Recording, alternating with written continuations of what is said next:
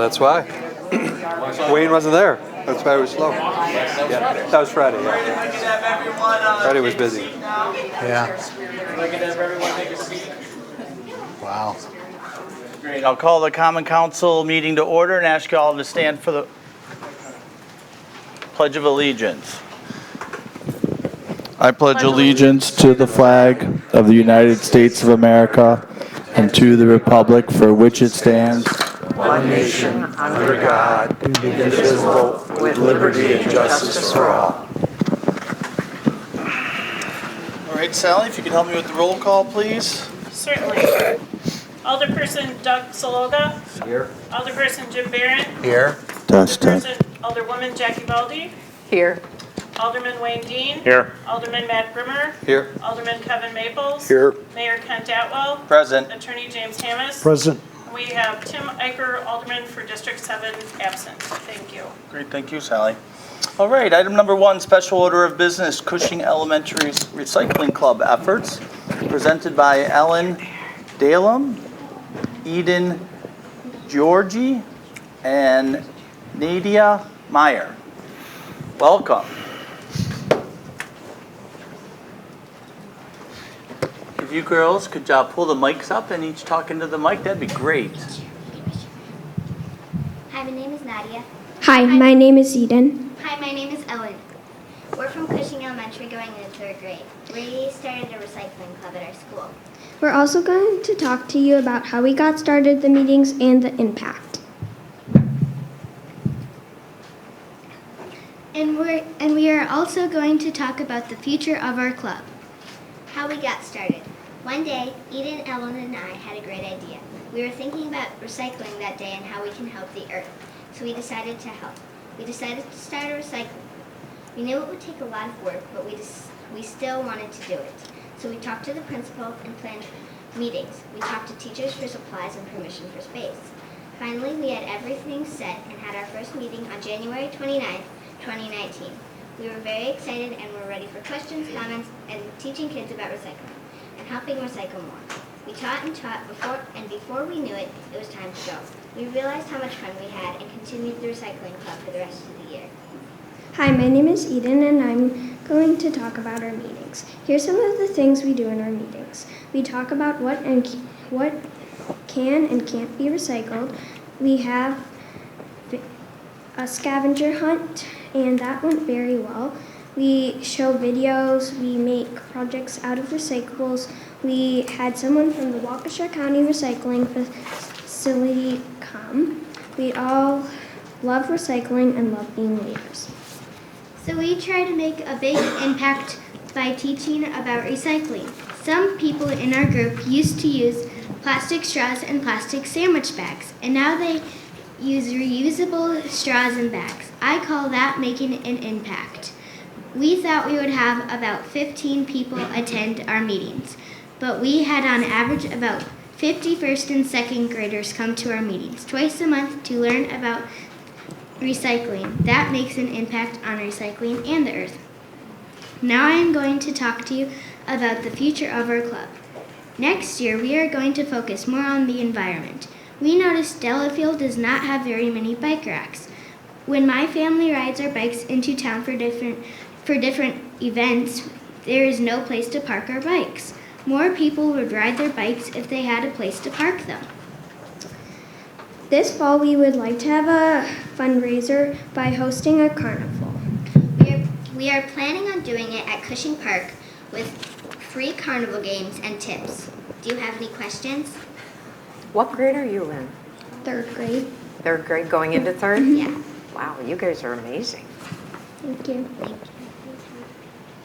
When is your carnival? We're planning on having it somewhere in September or fall. And it's going to be at Cushing or Cushing Park? Cushing Park. Okay. Great, keep us posted on those dates, and thank you very much for coming and sharing this with us. You were well prepared.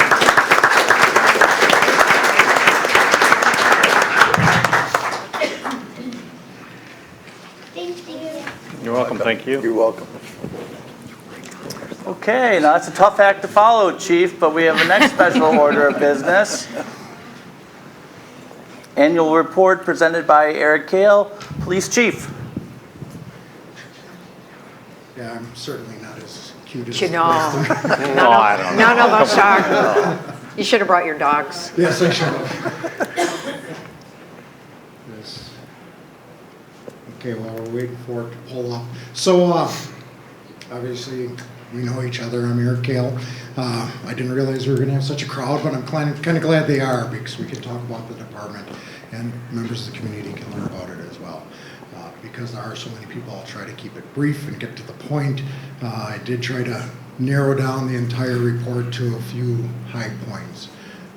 So, as that's going, well, or we'll just start. So, I began by reviewing the staff of the department. So there's a total of 16 sworn. That's an increase from the 14 previous. That was 2 additional positions that was approved in 2017. So we staff 3 shifts. Well, technically 4 shifts because we have 1 officer on an overlap during the nights. Work at 7 at night till 3 in the morning to help with the busiest time of the day. So we cover those 5 shifts. There's 3 supervisors, myself, Captain Hagan, who you've seen plenty of times, and Lieutenant Byron. We also have the 2 volunteers that I brought before the council, 2 years ago, our peer support counselor and the department chaplain. But of course, those are unpaid positions. They just help us. Activity, and this is where I really wish the slides would show up. But I'm not sure how that works. Oh, there you there we go. go. Hey. Okay, that's cool. Let's give him a second.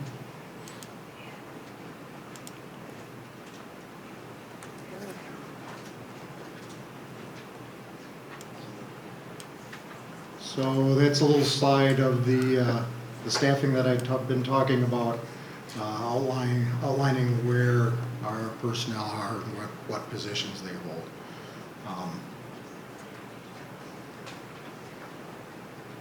Okay, so total activity, and the numbers are kind of small there, obviously.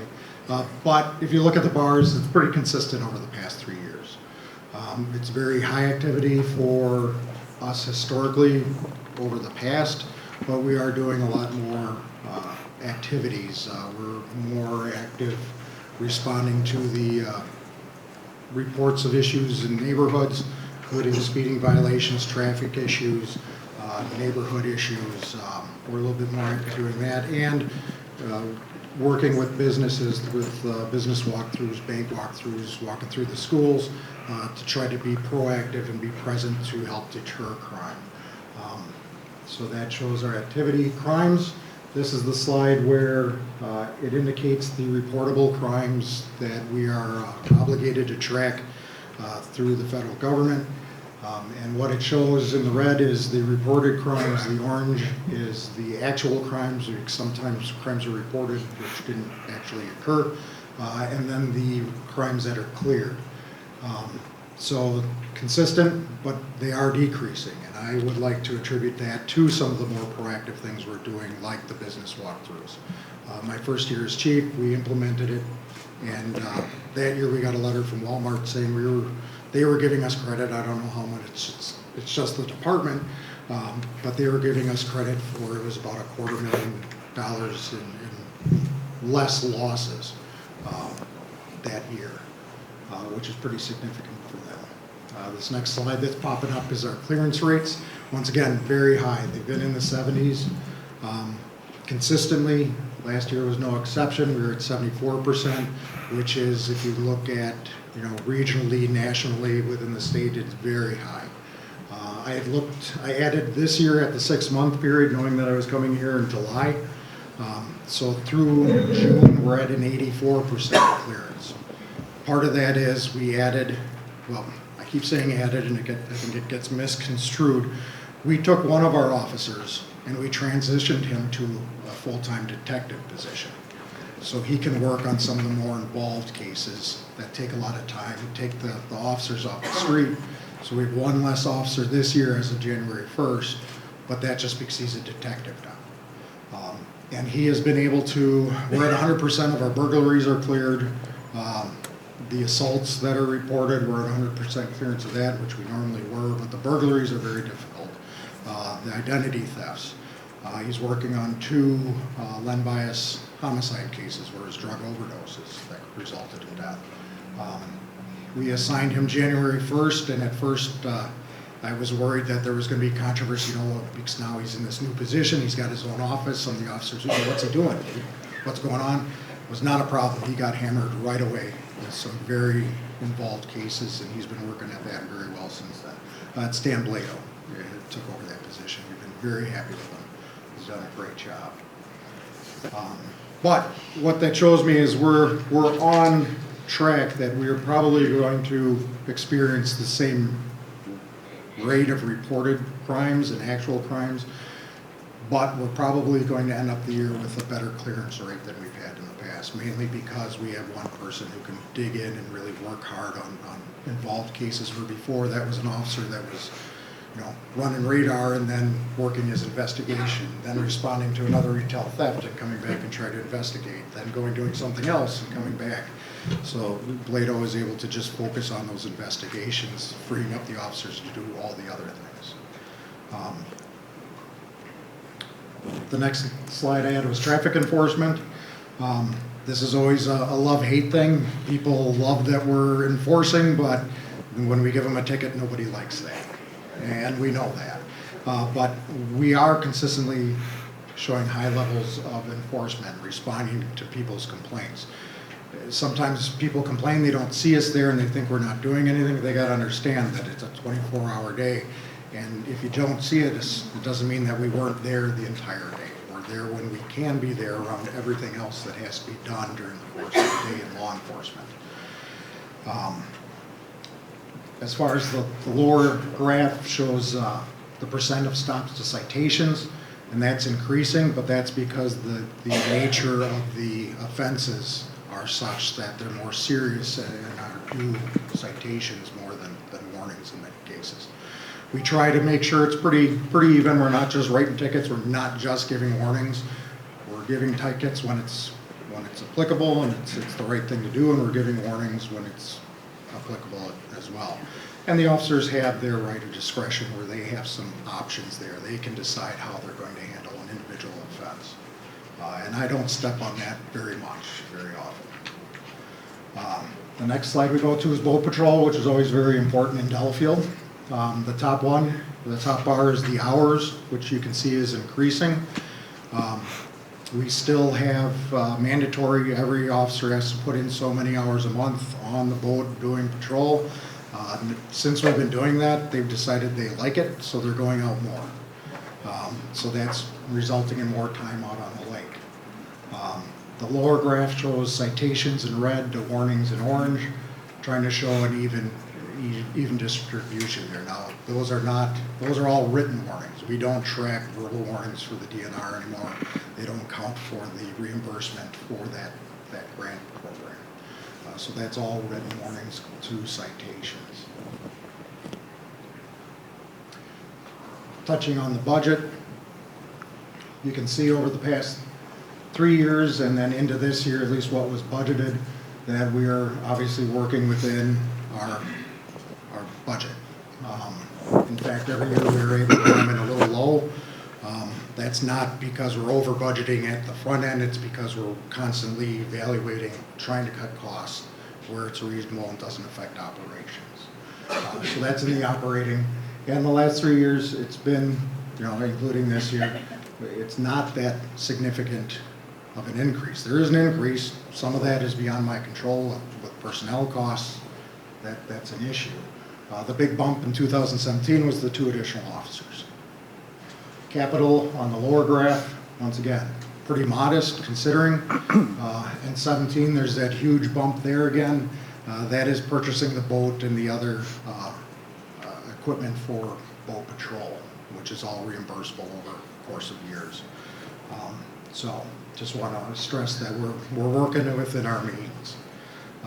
Within the operating budget, the last couple of years when we do the workshop, I've noticed that public safety, police, and fire are lumped in together. And that's kind of, to me, it allows a misconception because it is a huge sum. Law enforcement and public safety always is the biggest part of any budget because it's the people. You need the quality people to do a good job.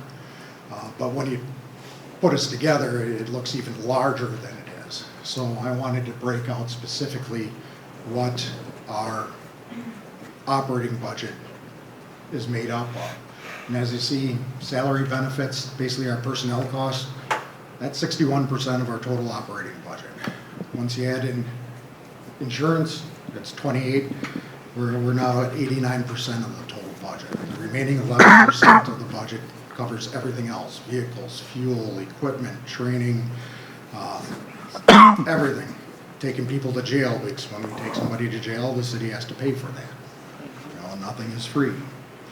So I just wanted to make sure that was clear in this year's report. We did the staffing study that was done a couple of years prior to the approval of the 2 additional positions for 17. That's why this presentation is a little late. We've been busy and it's been hard to make the time to sit down and do that.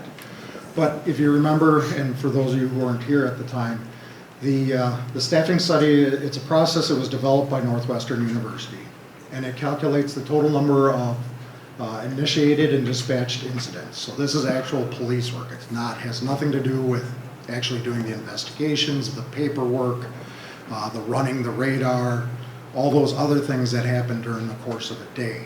It's just the responding and dealing with an incident. And you assign an average time to that based on our experience, and then there's a calculation that I don't understand. I make Hagan do it, which results in a total unobligated time per hour for a patrol officer. It only involves patrol officers. It doesn't include me, the captain, lieutenant, and the bullet point there, I'll reiterate, the unobligated time is that time that's available for all the extra stuff, writing reports, doing the paperwork, not responding to an incident itself. The current results, as we'll show on the next slide, indicate that we're a little under 15 minutes unobligated time per hour. So for a shift, it's about 2 hours for all the other stuff other than direct police work, feet on the ground. This slide a little hard to see at a distance, but basically it shows the staffing that would be required to hit. We're a little bit below 15 on the top. To hit 15, how many people we would have to have total and per shift and working each tour, and up to 45 minutes. Obviously, I'm not going to ask for more people. I know money is tight. I just want to show that we are doing a lot more than I think some people are aware of based on these numbers. So if we go to the conclusion, once again, we're a very active department. We're out there, we're initiating things, we're responding to people's complaints. We're responding to complaints that are ongoing. You know, it's not uncommon that we get my neighborhood, they're speeders. Okay, but we don't really get when, so we kind of have to guess, or we put out the signs with the radar signs with the tracking device and try to narrow it down. But we're doing all those things. Proactive, we're going out through the businesses. I think that's a very successful program that we do with the business population. I would argue that the cost of the department at this time represents a value for what the community is getting. Based on what I believe the community expects and what they want of us, we're able to provide that, and cost for what you're getting is a good trade-off. We are working within our budget. We'll continue to do that unless there's something unforeseen that's catastrophic and I can't control, which is always a risk. The increases you often see in operating budget is due to staffing primarily, our personnel costs. And ultimately, what I would say is there isn't much room to cut more. We're always looking for room to cut. But the only significant cut that we could possibly make is in our personnel costs. And if we cut personnel costs and we lose people to do the work, all the other things I've talked about that we're doing well, that's all going to suffer. Because it requires the people to go out and do the work. There's only so much we can count on technology to do those things for us. Any questions?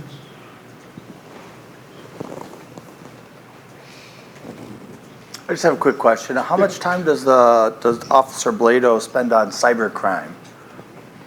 It depends on how often it's reported. Right, beginning of the year, we had a lot of that sort of thing, a lot of identity theft, and he's dealt with that as best we can. A lot of those initiate from overseas.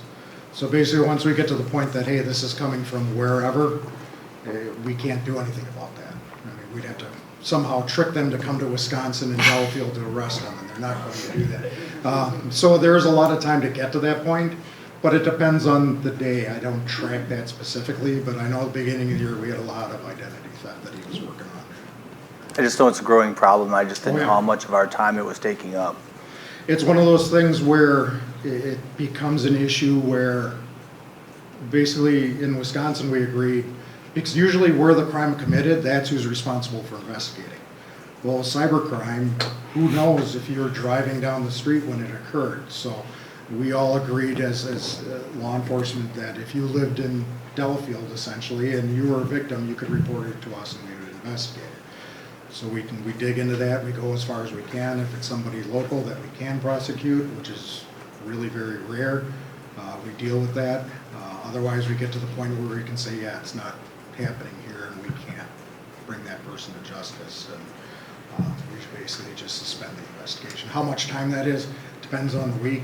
You know, what he's doing, it rotates a lot from working on the burglaries to the financial crimes to whatever he's got that week. Got it. Thank you. Nothing else? Thank you. Okay. Yeah. Thank you. Great. Thank you. Thank you. Okay, we'll move on to number 3, Citizens of Delafield Citizens Comments. Oh, Ed McAleer, I see your hand up first, Your Honor. Why don't you come on up? We have quite a number of people here, so based on the people I think that are going to comment, we're going to ask everybody to go to 5 minutes or less. I don't think anybody's ever heard me talk longer than 5 minutes. Then you'll set a good trend. Ed McAleer, 3413 Lake Drive, Heartland, City of Delafield. First, I want to thank all of you guys for the work you do. It's important, and you do a good job. I see a lot of common sense in the things that you do, and I appreciate it. First, I'd like to go on the record that I'm against zoning changes in the CBD1 and CBD2 districts. I'm not sure if they're being proposed for 2 now, but I really don't want to see, those changes where the building heights could change and the setbacks could change. But having said that, this morning when I got up, I was not going to come over here and talk tonight. But I was driving around and I remembered 25 years ago, and Jim knows about this because I think he was probably instrumental in, helping Bob Lang. And Bob Lang had 2 buildings that were too big for the CBD1 and I think CBD2 districts. So Jim and the planner that we had at the time put together another zoning district, CBD3, the Lang campus. And that's where today the Delafield Hotel and BE Fitness is. Why can't we do that here? Why can't we take that BP acre, I think it's 1 acre, a little over, why can't we take that and make it CBD4? And sit down, planning commission sit down and work out what would be allowed, what wouldn't be allowed with input from the developer. And that way you preserve the CBD1 zoning district the way it is, and yet you're working with the developer to try to get the development made. Jim, I know this is right up your alley. And frankly, I thought of this this afternoon. I was thinking back in history, and I'm surprised you haven't brought it up. Haven't been asked. Anyway, that's really all I have to say, and we could call it the Hendricks campus, just like we call it the Lang campus. Thank you. Great, thank you. Thanks, Ed. You did, I didn't even start the clock based on your commitment. Thank you, Ed. Thanks, Ed. Okay, who'd like to be next? Come on up, Jackie.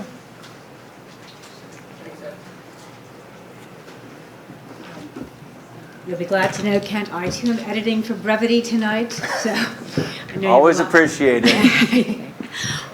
So, hello everyone, Jackie Lyden, 1614 West Shore Drive. I submitted my comment earlier this morning to the alderpersons, so I'm going to really keep this as brief as I can. We want to thank Mayor Kent Atwell and City Administrator Tom Hafner and District Alderman Kevin Maples for meeting with us on West Shore Drive on the 3rd of July. I'm speaking on behalf of 7 lakeside property owners and 1 renter, and I do need to say their names, although I have sent them in. So quickly, Emily Keek and Bart Schmidt at 1626 West Shore Drive, Kevin Klemaszewski, 1620 West Shore Drive, Roger and Corinne Sherman, 1644 West Shore Drive, myself, attorney Cindy Lyden and Paul Rumler, 1614 West Shore Drive, Carol and Robert Beek, 1632 West Shore Drive, Robert Lamb and Mark Stone, 1704 West Shore Drive, and tenants Tracy and Jeremy Lung, 1529 West Shore Drive.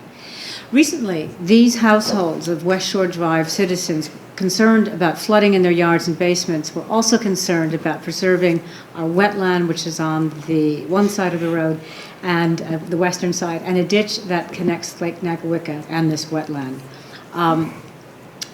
We met with the mayor and Tom Hafner because we had learned that a group of lake access owners who own little plots along this ditch wanted, some of them, a covered culvert in the drainage ditch. Now, we had never been aware of this until May, when we learned that the city had filed with the state last year to exempt the ditch as an artificial wetland. We learned, perhaps from a city worker, we're not sure where, but it was never pushed back on or refuted, of plans to place a 400-foot culvert and to cover that culvert with from the road to the lake. This was our understanding. And that this took place after internal discussions with one of these owners of the lake access, who happened to be connected to Delafield city government and is a member of the Board of Public Works. We were told that this culvert would help with the flooding, and that idea was unanimously and frankly vociferously rejected by the property owners, because we know that our flooding problems come from improper pitch to West Shore Drive that happened 3 years ago. So I have to say that I've been connected to the lake and West Shore Drive all my life, and I've never seen neighbors come together on anything as they did on this one. This incident is why the people I just named believe that Delafield needs to support a daylight policy to the city's codes, which informs citizen taxpayers when and how their monies will be spent when a city project is planned, if they're neighbor, and if they have adjacent properties.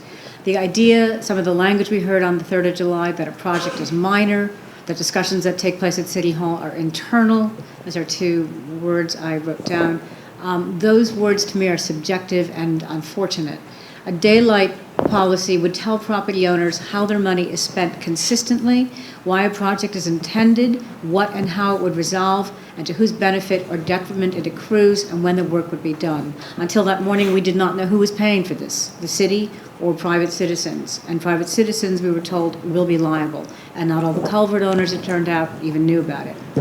So a daylight policy should set a threshold above which it would be mandated that property owners be informed of city plans. And so to help with that, whenever it comes up for consideration here in the council, I attached a 12-page transcription of our 37-minute interview with the mayor and Tom Hafner and Mr. Maples.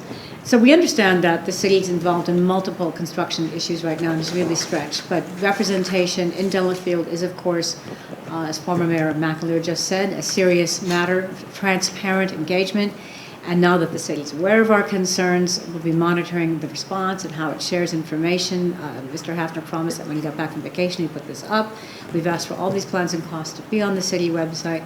And again, we want to say thank you to Tom and to Mayor Kent Atwell and the 400-foot culvert is now only 130 feet.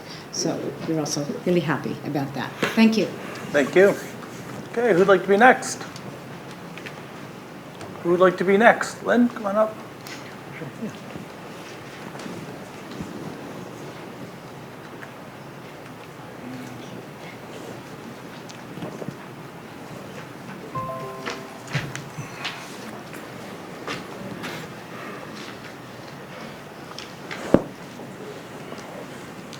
Linda Holton, 485 Lillian Court, City of Delafield.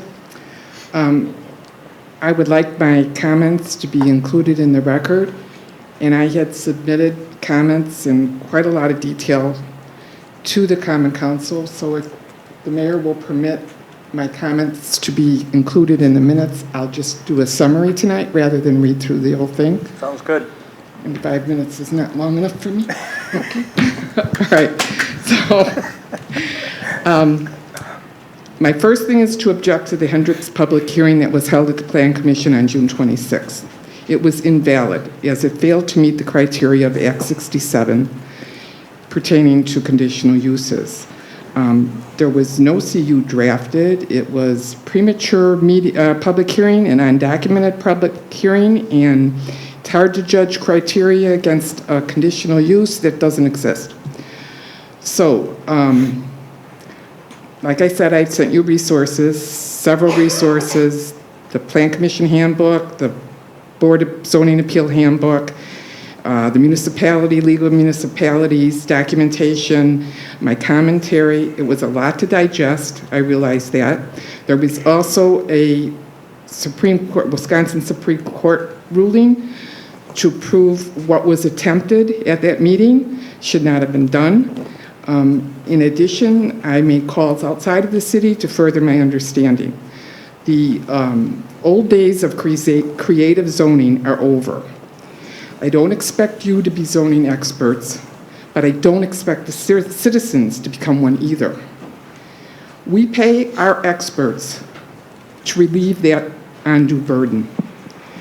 From my information, it should be clear to you that the advice the city is receiving and following is failing us. It's falling short of the process and Act 67 requirements. This is not new, it's been occurring, and it has to stop. I ask you to review your sources of advice and replace them if necessary. As a city, we need advice we can count on. Advice that fails us is unacceptable. It is not okay for the experts to ill-advise us and then get to say, oops. Then resume the inadequate process the next time around. That puts us all in the same game, the repeat game of catch if catch can. And frankly, I'm tired of it. It is apparent to the citizens that we need sources familiar with Act 67 that can lead us into our future lawfully and correctly. Therefore, I request the city put a moratorium on the granting of all CUs until the city corrects our practice and gets proper advice on enforcement of our comprehensive plan, our zoning code, and our ordinances as they pertain to conditional uses. Hendricks will have to be patient. They bought the land with CBD1 in place, and they knew what they were buying. In the meantime, according to Act 67, the city cannot write a conditional use or a special exemption to match their request. If it's not there now, it can't be done. If you decide to include their project or future projects into your concept of CBD1 by changing it, the change would apply to the entire downtown in CBD1. A change this drastic should be long, well thought out process. A path of caution, foresight, scrutiny, analysis, and care should be followed. I hope you agree. Thank you. 4 minutes. Thank you very much, Lynn. Thank you. Who'd like to be next? Come on up. I'm sorry, you're correct. No clapping. No clapping. I was too excited about the 4 minutes. I wasn't paying attention. I'm not sure I'll do 5. I'll make 5. Good evening. Laura Schultz, 935 Bar Road, Delafield. First, I would like to state that I am not against progress or growth. As a citizen of Delafield for over 45 years, I've had a front row seat to it. I've seen everything that you see here today come about, because when I first came here, everything you see now wasn't here. Matter of fact, I used to see horses downtown. Many residents over the course of time have seen their tax dollars help to make Delafield what it is today. The only long-held problem that I've had with Delafield is a lack of due process. This has been a recurrent theme for the years now and needs to be addressed with steps taken to prevent this from happening in the future. Examples of a lack of due process have been not following the Plan Commission approval process and ordinances within it, not following the zoning code by attempting to include businesses within districts where the zoning code clearly states it's not allowed. Most recently, the voting approval of a conditional use where the document was not included in the Plan Commission packet, plus the approval voting of 6 special exceptions when there was no special exception has been adopted in the zoning code, and no documents or documented substantial evidence to support the vote for a special exception as required by the state. Zoning is no longer a maybe. In granting of a special exception, the applicant must provide substantial, measurable evidence to support the granting of a special exception. Financial gain does not qualify. Substantial evidence test also applies to the conditions that the municipality might impose. Any condition imposed must be related to the purpose of the ordinance and be based on substantial evidence. Because of this decision to grant or deny, the Plan Commission for Henricks was a quasi-judicial decision, meaning it acts like a court. It underscores the obligation for substantial evidence, which a state statute requires. Evidence are based on facts presented by the petitioner or by the citizens. Anything else is not considered. There is no legislative decision to make it. It is all quasi-judicial decision now. There is no legislation. Due process is afforded to all interested parties. If what the Plan Commission wanted was the Common Council to amend the code, all they would have had to have done is to request that a special exception be added to the code. If approved by the Common Council, steps would be followed with the development of the listing of requirements for a special exception. I would ask that a special exception should not be the only change to the code, but that all cities' codes be reviewed to reflect the change that Act 67 created. I ask that the city review and update codes as advised by several municipal law agencies, as listed under standard conditions and general conditional use standards to protect municipal interests. By doing this, the city can regain some of the power Act 67 took away. Act 67, number 1, the Act requires that standards governing conditional uses be reasonable, measurable, and to the extent practicable. The Act prohibits basing decisions on personal preferences or speculation. Public testimony by citizens about impacts or hearsay should not be considered unless substantial, reasonable, measurable standards. In other words, facts, provable facts. 30 seconds. Too bad. The Act lays the burden on the community to prove that the proposed conditional use cannot meet reasonable measurable standards or conditions specified in the ordinance. If the applicant agrees to all requirements and conditions specified in the ordinance, they must grant a CU. This is the time to start the process of reviewing all the city codes and comprehensive plans scheduled for the complete review of the 2020 census.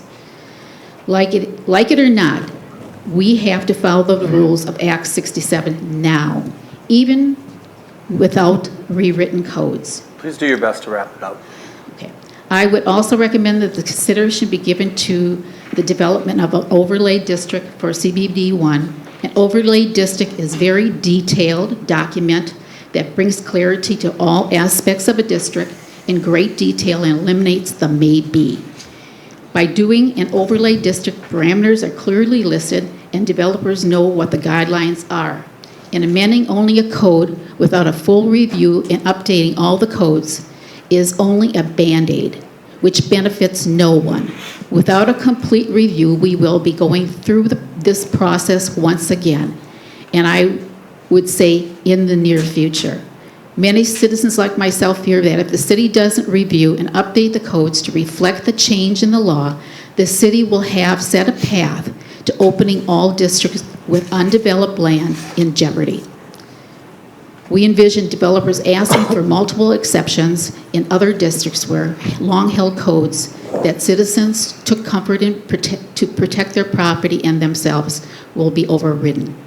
I ask for your consideration on all these points. Thank you. All right, thank you. You made it if I give you a Lynn's minute. All right, way in the back.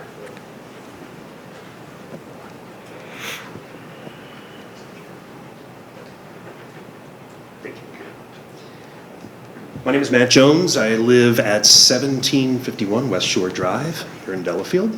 And I want to thank Jackie for her nice comments. And I'm here tonight to speak about the ditch and the work to be done, hopefully, on West Shore Drive. So I'm going to speak about two items. First off, we're interested in property improvements along West Shore Drive. And with that, if we can move forward with eliminating or reducing the puddling, the ponding that's taking place on the road, that's great. And if we can be supportive of that, that's a wonderful thing. With regards to the water runoff, I was wondering if we could, as we look forward into this project, talk about directing the water to the west side of West Shore Drive and what we're calling the swamp. And that would be potentially helpful. And the second thing is I just wanted to keep in mind that some of the property owners with that lake access are definitely interested in the pipe and the culvert. And the one person referenced who is involved with the city isn't here, I believe, at this meeting, but there are other property owners who are interested in that property improvement. And there's a number of us who would like to pursue that, but also would like to discuss ultimately how that is indeed paid for if we are helping the other neighbors with their ponding and water problems that they're facing on their street. It seems more of a city problem than a private ownership problem. Great, thank you very much. Who would like to be next? Back there, come on up.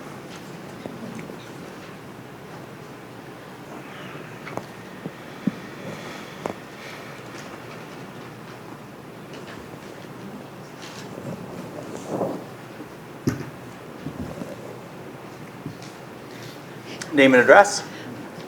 Lorraine Bonnywell, 761 Mill Street in Delafield. I'm still against the Hendricks building. I think it's just going to be too big and just blocking out some of the other buildings downtown. If the boutique stores are having problems now staying in the business, why do they want to build more stores in that section if the other little stores are having a problem? To me, that doesn't make sense. And what if they want to build? Why don't they build another little strip mall, like the one that's down on Main Street, down by Stevens Paul, the jewelry store, and build something like that over on there, a smaller strip mall. And in the back, when the gas station was there, there was like an empty lot, and then make that into a parking lot, so they'd have more parking downtown. To me, that would make sense, to turn that where they'd get more parking for the people to bring them in. And do we need more apartment buildings? I think we have enough. We moved to Delafield, my husband and I, because it was small and it was quiet. Well, back like in the 80s, 70s, it was a small town. It's really building up. It's not so quiet anymore. We like to see it stay the way it is without getting bigger.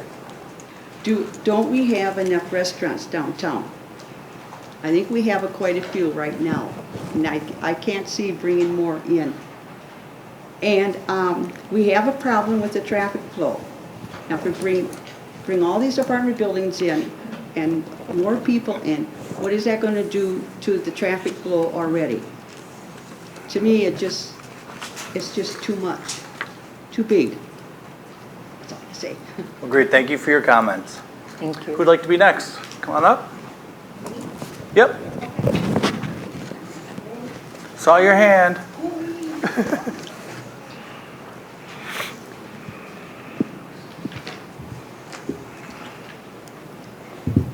Shorty here. Hi, my name is Chloe Wanschneider. I live at 834 Mill Street, and I do support development at the 705 Genesee Street. I am perplexed as to why there's so much discussion about the Hendricks proposal. You know, in real life, we're all faced with directions. Baking a cake, sewing clothes, repairing machines, building a home, doing surgery, driving a car. When directions are not followed to the letter, the results are failure, injury, death, fines, consequences, getting lost. The city of Delafield has thoughtful codes, ordinances, rules, regulations, and standards, and a comprehensive plan. These directions were created for the purpose of the Plan Commission and the City Council to enact these directions to maintain and enforce the integrity of Delafield's codes, ordinances, comprehensive plan, regulations, and standards. If the directions are not honored to the letter, a slippery slope occurs, such as in the case of the 600 Genesee Street. Repeating the mistake or sanctioning it is a failure to the codes and to the voiceless people that are too shy and too intimidated to speak. Plus, it opens the door for more inappropriate requests, such as 705 Genesee Street. You are the representatives to mandate the written directions, our codes, so that fair, consistent, and equitable decisions are made. You are responsible to enforce the codes, which are the city's promises for fair in government. Hendrick's proposal is so far removed from the city codes. This corporation and its CEO purchased the land, knew the codes, presented a plan with many violations, expected changes, and admitted that 3 stories are not an option. By totally ignoring the directions and claiming that Delafield needs diversity and a transformation is a smokescreen for defiance. And here's a quote from Delafield's own website. Delafield derives its distinctive character from the land on which it was built. Glacial forces laid the groundwork for its gorgeous landscape, forming the gentle hills, the sparkling lakes, and clear river streams that captivate visitors. This drew the Native American fishing and hunting camps, as well as European settlers, to this area as they discovered its quiet beauty. End of the quote. It is the quiet beauty that is Delafield's treasure, and not towering 4 and 5 and 6-story factory-style buildings that generate a lot of heat from the large masses of concrete and steel. So I please ask you to do your job, enact the codes, and end time-consuming meetings that are pointless to Delafield's true and honorable identity. And thank you for your service. Thank you, Chloe. Okay, who'd like to be next? Anybody else? Yep, back there behind the pole.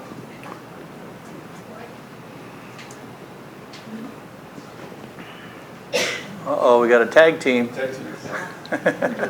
Need both your names and addresses. Okay. Brian Awe, 2192 Hillcrest Drive, Delafield. And I'm Cheryl Law. 2192 Hillcrest Drive. Thank you. I would just like to say that, as previous speakers have mentioned, I'm against changing the building code for the Hendricks project because basically it doesn't meet the Delafield eye test. I mean, it's a large building right on top of the street. I drive down Highway C to work in the morning and home again at night. We already have plenty of traffic going through those 3 stop signs at this point, and I just think the building is out of scale for the city and, like, again, just doesn't meet the eye test. Well, and I agree, and I drove by this morning and just kind of looked at the lot and saw what height the buildings were around there, and it would be a good 1 to 2 stories higher than everything else. And I guess I'm not even sure, when you're talking, it sounds like the entrance to the garage will be on the north side. Well, there's buildings behind there. I mean, it's not that big of a plot of land, and to put a building with 24 condos seems oversized. Okay, great. Right. I was just going to add, well, it just seems like the project is like trying to, like my wife said, just being forced onto too small of a parcel. So that's it. Great. Well, thank you for coming and thank you for your comments. Who'd like to be next? Come on up.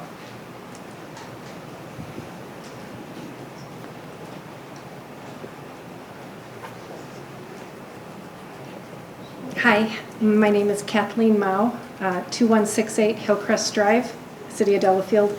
I'm one of those quiet, shy people. I've never been to a meeting before, and I'm just here to say that I don't agree that any zoning laws should be changed to fit the property. They're in place for a reason, and I humbly ask that you please respect those and not adjust them. Short and sweet. Great, thank you. Thank you. Didn't even start the timer. All right, you ma'am?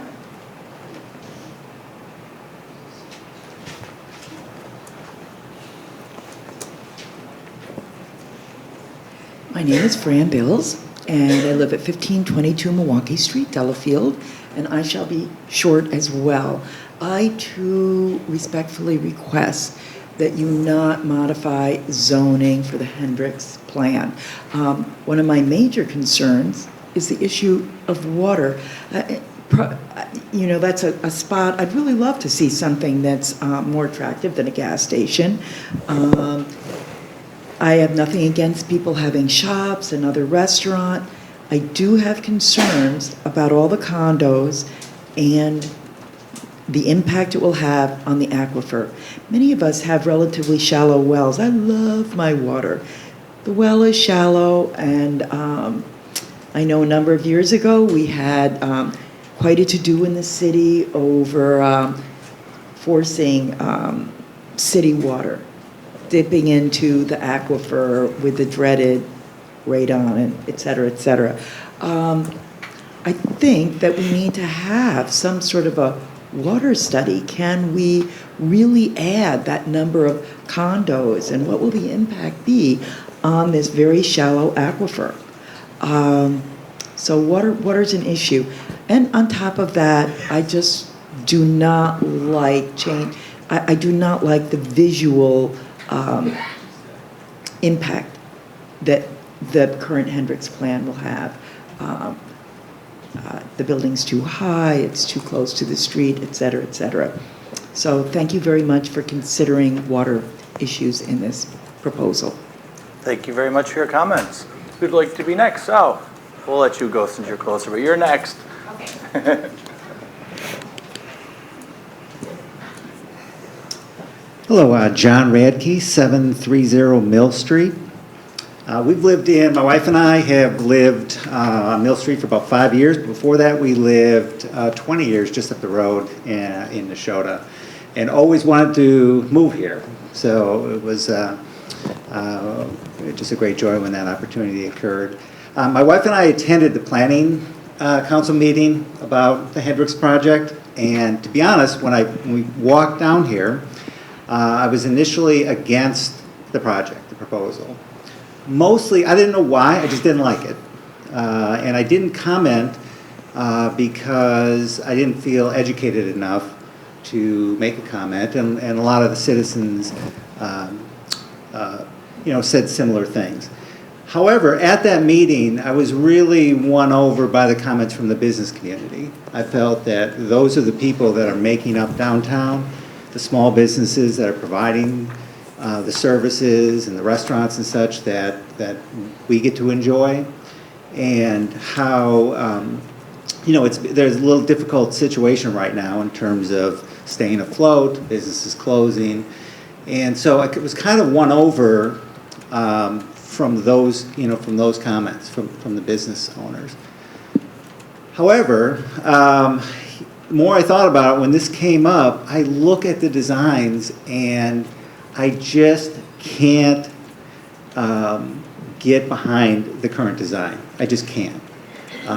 Part of the comments that the business community made, they did an excellent job on the presentations that they did. I think somewhat said, don't worry about the design. That's not the important part. The important part, and I'm thankful that we have somebody willing to invest that much into our city, and all the repairs that they've been doing on all the old buildings. It's hugely appreciated. But design matters to me. It just does. And it's such a prominent intersection. When I look at the initial concept proposal drawings that were done, I'd be 100% behind that. I don't even care about the codes. I just don't. I don't care if you make that a 4-story building. It's just the look of it. And I think a lot of people possibly are using the codes as a reason because they don't like the design. If they loved it, I don't think it would be as much of an issue. I do not like things right up against the road, so setback is important, and I like the former mayor's suggestions on possibly doing something unique that would work. I think it's important to work with the developer, but I think it would be important. My comment is the design is important of the building, and I can't not look at that. I do support the business community, and I just hope that a compromise can be reached with both of those two type of things. So thank you. Great, thank you for your comments. Young lady in the back? Mr. Mayor, can I come up again? He belongs to me. Right. I belong to her. You can assist her.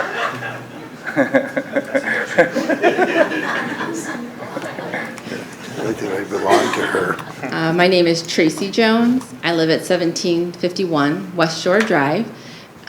This is my husband, and I brought him along with me because we do support the development of 705 Genesee Street. I listened to a lot of people's concerns about the design of the building, and like my comments at the last meeting, hopefully you guys can find a way to work with the builder to try to settle those issues, but we support it as a project for the business community. And my husband is an executive with a company over in Heartland, and I wanted him to mention a statistic about how many hotel rooms here in Delafield his business fills on a yearly basis, because I did hear somebody earlier talking about facts. Can you tell them? Yeah, we put over 1,000 hotel nights a year at the Holiday Inn Express, and we do put people up here at the hotel, and people love staying here at the Delafield Hotel because they can walk into town and enjoy the experience of walking to a restaurant and having a small town, but also a city type feel where you can walk to a shop or walk to a restaurant. So they don't like paying the extra money to stay at the Delafield Hotel, but they always enjoy the experience. And I know from just talking to my husband that they're always looking for a new restaurant experience because they do a lot of entertaining. These people are coming in from all over the world to do training sessions at the business over in Heartland, and they need to entertain these folks. They need to find new restaurant experiences for them because sometimes they come back on a repeat basis, and we have lovely restaurants here, but it would be nice to have a breath of fresh air, new places to go. So from corporate executive, working, white-collar people living here in the city of Delafield, it is important for us, for my husband's business and for us personally, to have some new and fresh things coming into the city. Right, and the only other thing I'd like to add is, and I'm glad the chief is still here as well, is I've heard traffic mentioned a few times, and concerns about traffic with added folks in condo activity and restaurant activity. And I would suggest, and I don't have any empirical data other than personal experience, that traffic is oftentimes here in Delafield a singular event. And a good example is the night of July 6th. And Chief, you probably experienced a lot of heavy traffic here on the night of July 6th after the fireworks. If you were driving south from West Shore into town, traffic was backed up from West Shore all the way down to the stop sign here on Main Street. So with that, I would suggest that the flow of traffic would be active throughout the course of the day. It wouldn't be a singular event. So I think people are envisioning traffic stacked up and you know, kind of this north side of Chicago activity. And I just would submit that that's likely not the case. Heavy traffic here in town is oftentimes just a singular event, an accident or fireworks or things like that. All right, thank you very much. Thank you. And just so you know, there's a new restaurant opening in a couple of weeks. Well, that's great. Who'd like to be next? Rick, come on up.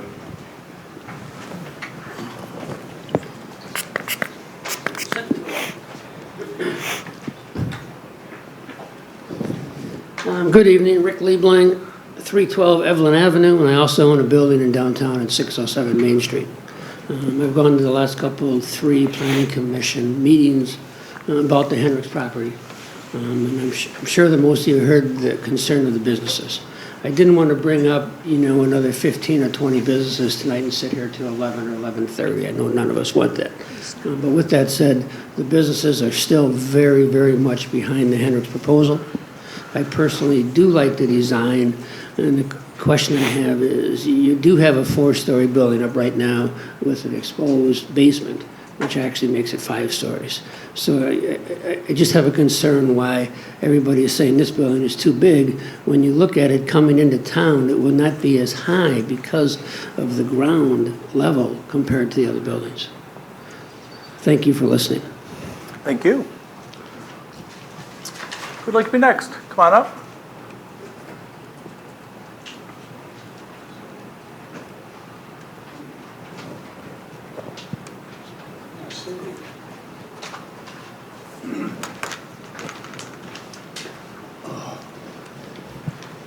Good evening. Ross Wanschneider, live at 834 Mill Street. I support the development at 705 Genesee, but not the plan that's in front of us. I think we need something that's more Delafield. I'm reminded that we've got this code and we're looking at 4 stories and the setbacks and the problems that have been so stated this evening. But there's one item that hasn't been looked at yet, and it's going to be repeated unless we go to something other than what's presented. We have underground parking developed in an area that used to be swamp. And if you go to the woods or you go to the west to Wells Street Station, you have underground parking that ended up above ground. And that same thing's going to happen at Genesee Street. And what happens? You lower the underground parking as much as you can, but half of it's above ground. So then you bring in dirt and topsoil and you build up a berm or a bunker. And what does this do to the height of the building? What happens to 4 stories? That's too high in the first place. It comes to be 5 stories. And I think there's one item you got to consider that goes unstated. We have a city code that requires buildings to be at grade. That grade should be as it exists now, not after you put it in a bunker and a berm for your underground parking. I think that we're violating Delafield's codes by what's happening, and I would hope that the council can come up with the proper solution and do the right thing. Thank you. Thank you. Anybody else? Come on up.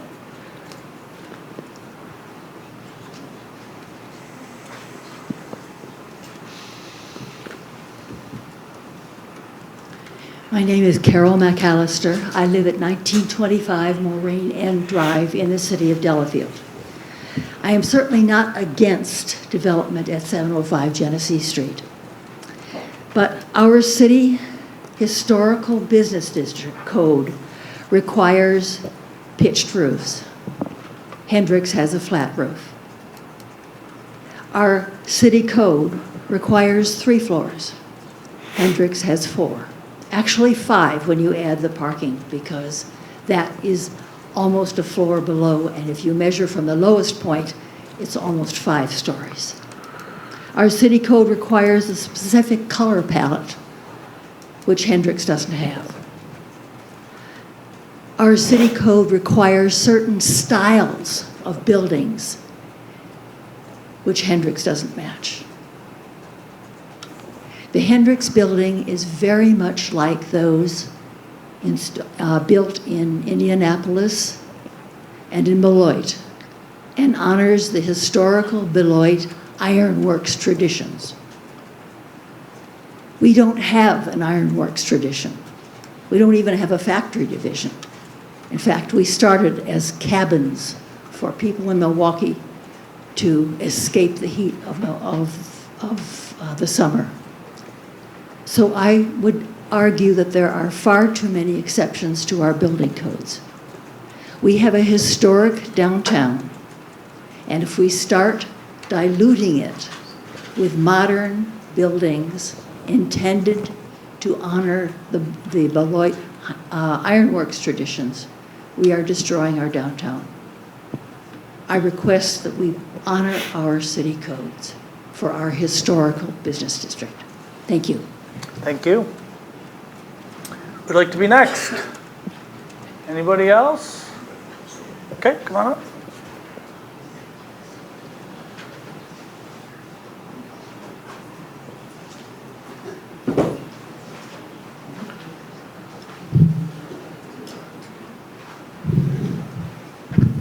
Good evening. My name is John Riveras, 174 North Fieldstone Road here in Delafield. Josh Feith, 150 North Fieldstone Road here in the city of Delafield as well. Dave Ziegler, 166 Fieldstone Road. Appreciate everybody's time tonight. As Rick said, the last 2 Plan Commission meetings, we had over 100 people in the room who are passionate about 705 Genesee because of time. And in reading the agenda, it appears we're going to be together for the next 4 or 5 months in this room. So we figured there'd be plenty of time to bring the crew, but wanted really, more than anything, just to introduce ourselves. We haven't had the chance to meet yet. We're part of a coalition called Delafield Citizens for Responsible Growth, AKA Delafield Neighbors, if you follow us on our Facebook page or get emails from us. Our coalition is made up of citizens, business owners, neighbors who are committed to the strategic and responsible growth of our community. And we have a very simple mission statement, and I'll read it to you because I think it's important for people to know. Our mission is to collaborate with the City of Delafield to realize the benefits of the city's 2030 Comprehensive Economic Plan, to communicate economic initiatives with fellow citizens, and support the execution of projects that are essential for the responsible and sustainable growth of our community. We currently have and communicate regularly with about 500 citizens. That number continues to grow. Our coalition's only been in existence since December of last year. The obvious question is why the citizens of Delafield got together to support economic development. And I think the catalyst for our group was the loss of the Prestwick project. We believed that was almost the perfect design, tenant, company for that piece of property, and we lost that, and the citizens, quite frankly, didn't know that we lost it until it was gone. The second and reason why we're here tonight is really the city's and ours as citizens' inability to come to compromise with Hendricks property around 705 Genesee. We're very concerned that Hendricks will lose interest in our town. For those of you who don't know, they own a lot of property in a lot of states, and they have the ability to divert their funds and development where they want to. As somebody mentioned earlier, we owe them a great thank you for the investment of almost $2 million that they've put in putting new shake roofs, new cedar siding, and new paint on our buildings in downtown. There has been some misconception about our group, and I just wanted to clear that up as we're going to be together. Some have said that we're bobbleheads for the Hendricks commercial property group, and that's simply not the case. We're private citizens who are donating our time very much like you are to ensure that the city has a positive economic development. We know there's a lot of discussion around the preservation of Delafield, but we don't see that there's a unified understanding of the economic ecosystem here and how it all works together to keep our community strong. It was awesome to hear from the chief tonight and talk about officers and growth and officers. That is paid for by having a strong community. And the last thing we want to do is for the chief to lose people based on our inability to pay our bills, which we understand in the next 12 months we're going to have trouble doing.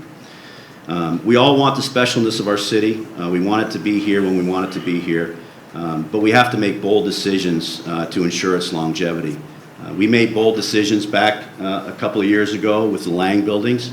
Many of the people who are opposed to those Lang buildings are now opposed to this building and are using the Lang buildings as the reason to be opposed, which is a little bit ironic. We believe and understand that change isn't easy, but the city, the Plan Commission, the Common Council, our coalition, and the citizens need to be very clearly understand that staying still for this city is a recipe for failure, and all that will do is lose everything that we're here to try and preserve. It's because of this, and my colleagues will share some information, that we unanimously support this project at 705. We're getting the coalition behind this project, and they're there. And we're going to work tirelessly with the city to ensure that we don't lose this opportunity that we have before us. Thank you. Our group of neighbors support this project because our city has problems. And these problems are related to lack of economic growth. A city is either advancing or receding, and Delafield's receding. You just have to walk through downtown to see that. Despite a decade of economic expansion across the United States, we continue to see businesses close in our downtown. We have a pending budget shortfall that in less than 2 years will require significant property tax increases. Our school enrollment is dropping, our property values are stagnant, while every other city in Lake Country is seeing significantly increasing property values. The city's 2030 plan was written to drive economic development, but we just haven't seen progress towards meeting those goals. The plan calls for things like business retention, attracting high-value jobs, identifying investment in the downtown business sector. Delafield's fortunate to have a partner like Hendricks to help us move forward towards these goals.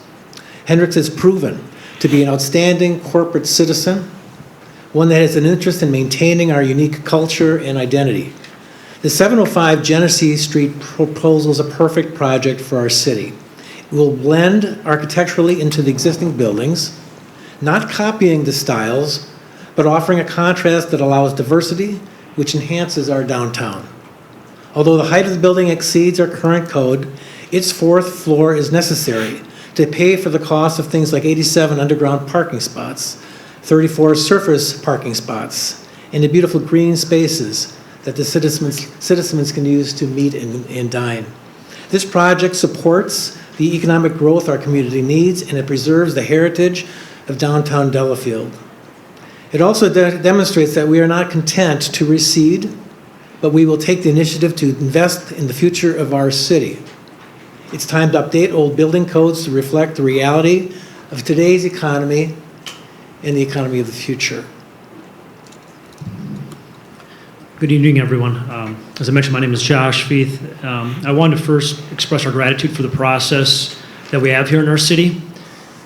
Both of the public hearing opportunities were very well attended, as John had mentioned, and I can appreciate all the comments that were shared from both sides. It was nice to see and hear the passion from our community members, and I think we're hearing and seeing that again tonight. As John mentioned, we wanted to limit the bodies in the room and cut down on time a little bit. But to go along with the city's process, we also, as John mentioned, we're doing this because we care about our city. We also hosted a community awareness event. Some of you may have attended. We had over 75 people there, people that supported, people that didn't support. But they were interested in learning about the proposal and the project. Comments I'm hearing throughout this process, people aren't learning about the project.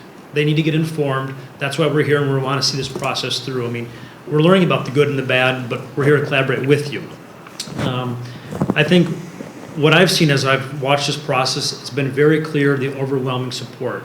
In both public comment sections of the Planning Commission meeting, the number was greater in support of the project than it was not.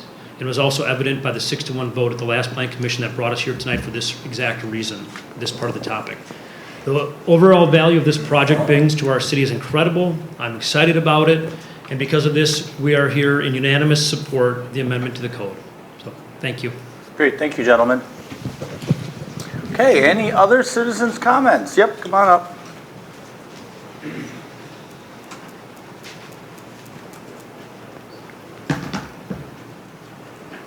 Hi, good evening. My name is Kurt Hakenen, resident 252 Hickory Drive in Delafield. My family and I have been proud residents of Delafield for 17 years. I've spoken at the previous Planning Commission meetings, but wanted to lend my voice not only as a resident, but a business owner and leader in the community. It was about 10 years ago that I helped co-found a business just down the street called Montage. We're a high-tech software company. Back at that period of time, 2010, there was just 4 of us. And today we're now 100 strong, 80 here in Delafield. So to facts, we bring hundreds of hotel nights a year to Delafield, hundreds of thousands of dollars of spend. And we're in a fast-growing market. We support hundreds of large companies who help hire now over 500,000 people globally a year. Companies like Amazon, Walmart, Anheuser-Busch, PepsiCo, Allstate Insurance, Northwestern Mutual Life, and others use our software in a contemporary way to get an advantage from a hiring standpoint.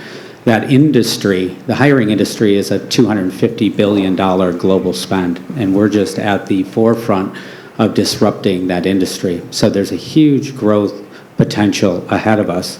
An interesting, significant milestone for our business in the last 60 days is we were acquired by a private equity firm. And that's a phenomenal accomplishment for any tech company in the state of Wisconsin. Really proud that we grew the business to date here in Delafield. That PE firm has acquired 100% interest in the company, merged us with another company, and we're now 2 times our size. And I'm blessed and honored that they've asked me to be the CEO of the company moving forward. And so my heart and passion is to continue to lead and grow our business here in Delafield, but I have to lead from a position of just my head, not my heart. And I have some fundamental decisions to make as we grow this business moving forward. And at the forefront of that is, can we continue to attract talent to this community and continue to grow our business? We have a lot of high-end software engineers, project managers, data architects, IO psychologists, and these resources are drawn to communities that have a certain vibrancy to them. And it's becoming increasingly challenging to do that. And I now have choices at my disposal with offices in Cleveland and Atlanta that we previously didn't have pre-merger. We as a business, through this private equity firm and through the growth opportunity, will grow at 35 or 40% a year.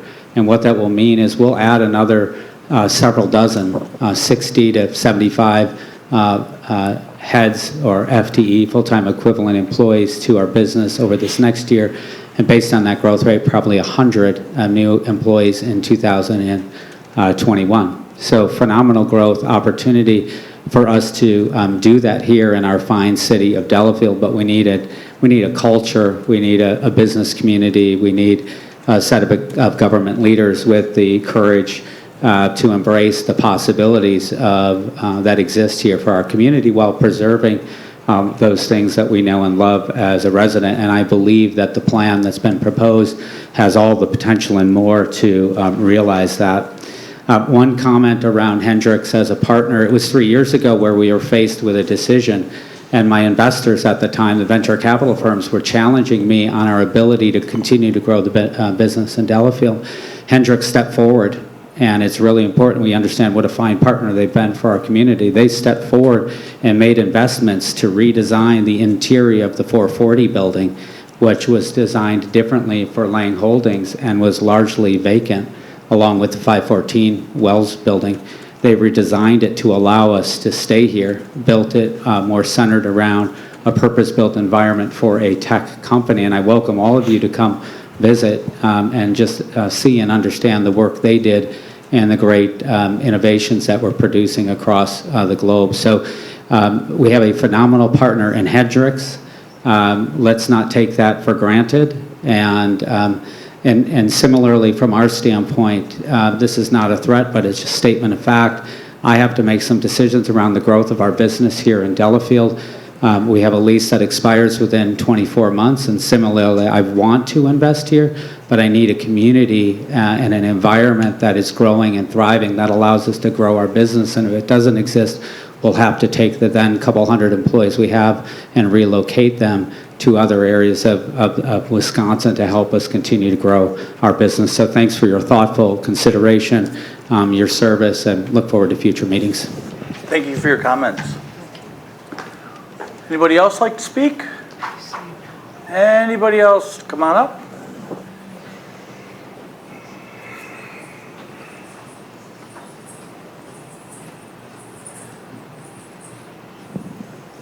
Hi there, my name is Jill Leroy. I live at 814 Milwaukee Street. I apologize, I only just got the flyer for this meeting last night, so I am uneducated on the codes and the changes that are being proposed, and all I know is what I saw, and I do have an interest in the development. I've only heard whispers from people I know who know Hendricks, and so I am curious and I am interested, and I do want to follow along. I'm not opposed to the development. I'm all for that. I was glad to see that gas station go. It was one of the last go-through reminders of what Delafield used to be, what this Genesee Street used to be. I used to come here 22 years ago to see Dr. Murray when he was right about where Oliva DeVita is, and I remember I was 3 years into owning my own interior design business, and I remember thinking, man, this strip mall is a dump. So to see what it is now, and now being a resident of Delafield, I've lived here for 12 years, I love it. Like it or not, Bob Lang did set a theme with the colonial historic look. It is what makes our town quaint. It is what people love about the buildings. I had a woman come up here from Chicago yesterday to buy a Facebook item from me, and she was just so in love with our town and wanted to know all about it and wanted to know all about the buildings, and she just loved the look of the town. She was a realtor. So my opposition to the Hendricks, I love what she's done with Belfry. Like I said, I'm all for something replacing that gas station, but I really resonate with what the previous gentleman said about passing the eye test. I saw her plans, excellent use of space. I used to own a home building business and, like I said, interior decorator. Excellent use of space. It's a beautiful building. It would look great in downtown Milwaukee. It wouldn't look great here. And as far as the eye test goes, I don't mean to step on any toes here, but when this building went up, the City Hall, I was extremely disappointed. I was so disappointed. This building has no character. The only thing that stands out about it are those ridiculous concrete balls. And honestly, I'm embarrassed by it. I have people and I have friends and family who live in neighboring Lake County cities, Sussex, Pewaukee, and they say to me, "What's with those concrete balls?" I just say, "Yeah, that's our City Hall." I'm opposed to another building going up, another huge, large building that screams, "Hey, I'm out of place and I don't belong here." I'd like to see something more fitting with the town style. Great, thank you for your Thanks comments. for listening. Anybody else? Come on up.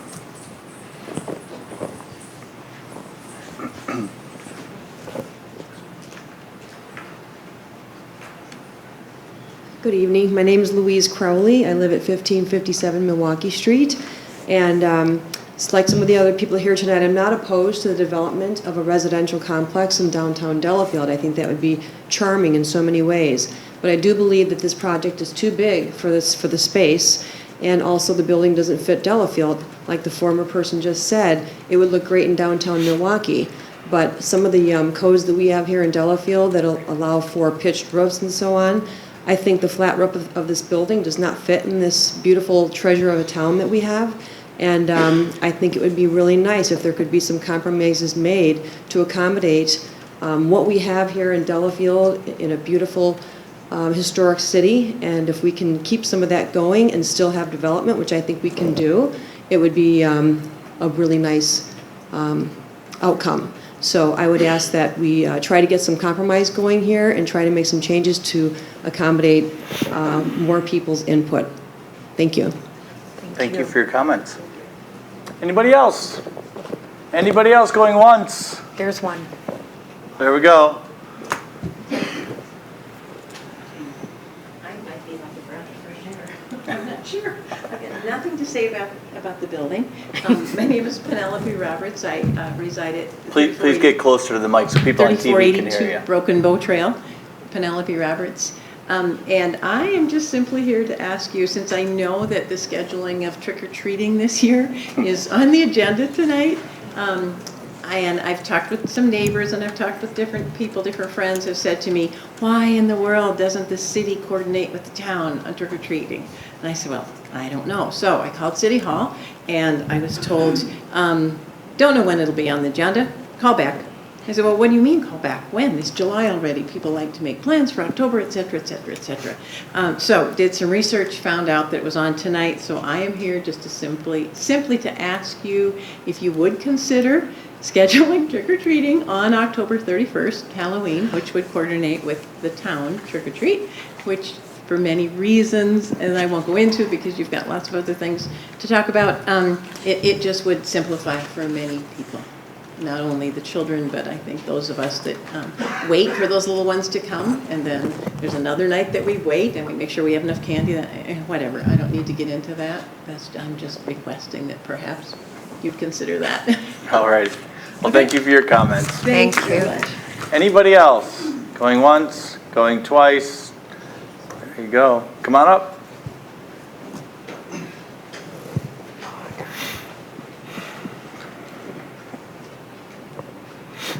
Hello, I'm Leslie Moran. I live at 116 Hickory Court in Delafield. I've been a resident for 12 years, and I've attended each meeting initially as a fact-finding exercise, because when I first learned of the 705 Genesee development, I was against it. And the more I learned and the more research I did, and just in an effort to keep an open mind, determined that actually I have done an about-face and I'm completely for the development. I'm originally from Northville, Michigan, which is uncannily like Delafield, Wisconsin. Made us feel very welcome when we moved here, right down to the clock tower in the town square. And about 3 weeks ago, I went back home, or my former home, I should say, to Michigan to visit my parents. And I drove through downtown Northville, and I was chuckling because they went through a very, very similar situation where they were, the community was rather up in arms about a building that was proposed on Main Street in our hometown that looks so uncannily like the 705 Genesee development that it was a head scratcher for me how that could happen. But basically, the building's been up now for a while, and when I drove through it, I thought, holy cow, this really looks like it belongs now. It didn't at first. It was just this kind of whole, what a big change. But now, it grows on you the way things do. So I think typically, right now it's a vacant lot, which anything that goes there is going to be big. This is big, there's no question. I do think that over time we would get used to it. I believe that they have designed it with enough green space and setback to overcome some of the height issues that some of the folks are opposing. But I will say, the other thing I was noticing tonight, some of the folks were commenting that the Plan Commission and this council and basically the city officials weren't necessarily doing due diligence, and I don't agree. I actually, like I said, I've attended every meeting, and I think you guys are doing a great job considering all sides, and I want to commend you for that and thank you for that. So, thank you. Thank you for your comments. Okay. Nobody else, correct? All right, citizens' comments are now closed. And we are going to jump, Sally, to item 5B1 because Jim Hammis is here, our city attorney, and he's going to help make sure we get our questions and answered and explanations about this item started. And we're paying him by the hour, so we want to move him along. So I'll talk very fast. All right. Let's just, over the last couple of years, we've taken a look at a number of the practices that the city has followed. And without saying necessarily that there were some changes that were made, and I think probably the best explanation is the Prestwick situation, where we had followed the practice of granting conditional uses or planned unit developments by conditional uses. And we talked about it at staff level, and I laid out the fact that, you know, municipalities are authorized to adopt zoning ordinances by state statute. And if you look at the statutes, it provides that those type of uses, planned unit developments, are supposed to be done by ordinance, not conditional uses. So we went through all that, and staff, we agreed to it, agreed that change had to be made. We came back to the Plan Commission, the council, and we've now amended our code to follow that procedure. We're now dealing with conditional uses. In the downtown area, the CBD1 and the CBD2, but in particular one, the practice has been to grant waivers or special exceptions for height, offset, setback by conditional use permit. And really, the conditional use permits are for uses of property. Special exceptions are to allow waivers for offsets, dimensional requirements, height, offset, setback, square footage, for example, of units. And so we talked about it at staff level, and I think the consensus was that yes, we need to do that by special exception rather than conditional use. So the Plan Commission recommended to you this particular project, which referred to as the Hendricks project, but they said in order to approve this, you need, 5 or 6 special exceptions to the code. But the problem is that we don't have a provision in our zoning code that authorizes special exceptions. We don't have that. The state statutes say that the Common Council or the Plan Commission can grant special exceptions, but you need to lay that out in your code. You need to identify the criteria to be considered. In other words, a special exception can still be allowed if it complies with the spirit and intent of the ordinance, but it doesn't require the type of criteria that you need for a hardship or a variance, unnecessary hardship. You take a look at it on a case-by-case basis. So the recommendation to grant this approval with special exceptions would require, in my opinion, the council to establish a code provision that grants special exceptions. And you really can do that in one of 2 ways. You could allow special exceptions only in the CBD 1 and or 2 districts, or you could enact an ordinance that allows the special exceptions generally. But that code provision could limit, for example, special exceptions to say not more than 20% of a particular dimensional requirement. If you had an offset requirement of 20 feet, you could go down to 16 feet. Or you could just have it, you know, not a specific dimensional requirement. But one way or the other, you know, in order to grant the type of exceptions that are being recommended by the Plan Commission, it is going to require a modification of your zoning code. And so what you need to do, if you want, you can obviously just say, we reject the recommendation of Plan Commission, or you could table it and then send back to the Plan Commission a recommendation that they consider an amendment of the code that would allow special exceptions generally and or special exceptions to these districts. I would then draft an ordinance based on Plan Commission recommendations. You'd have a public hearing, and then it would come back to the Common Council, and you would amend your zoning code based on an amendment, then you can move forward with this particular recommendation. Could you comment on Ed McClear's suggestion of creating an entirely new district, much in the way that was created? Absolutely, that's a third alternative, would be, what's interesting is that it's only in the CBD 1 and 2 that you have a height limitation. You don't have that limitation on buildings in other districts. So yeah, that is the third alternative, would be to create a new zoning district, or amend you can simply amend the restrictions in the existing ones that you have. For example, the height limitation, that's a particular restriction to the downtown district. I saw the mayor, I think we have height limitations in all. It's across all districts, 35. No, it's across all districts, 35 I stand feet. corrected. We were talking, I stand corrected on that. Yeah.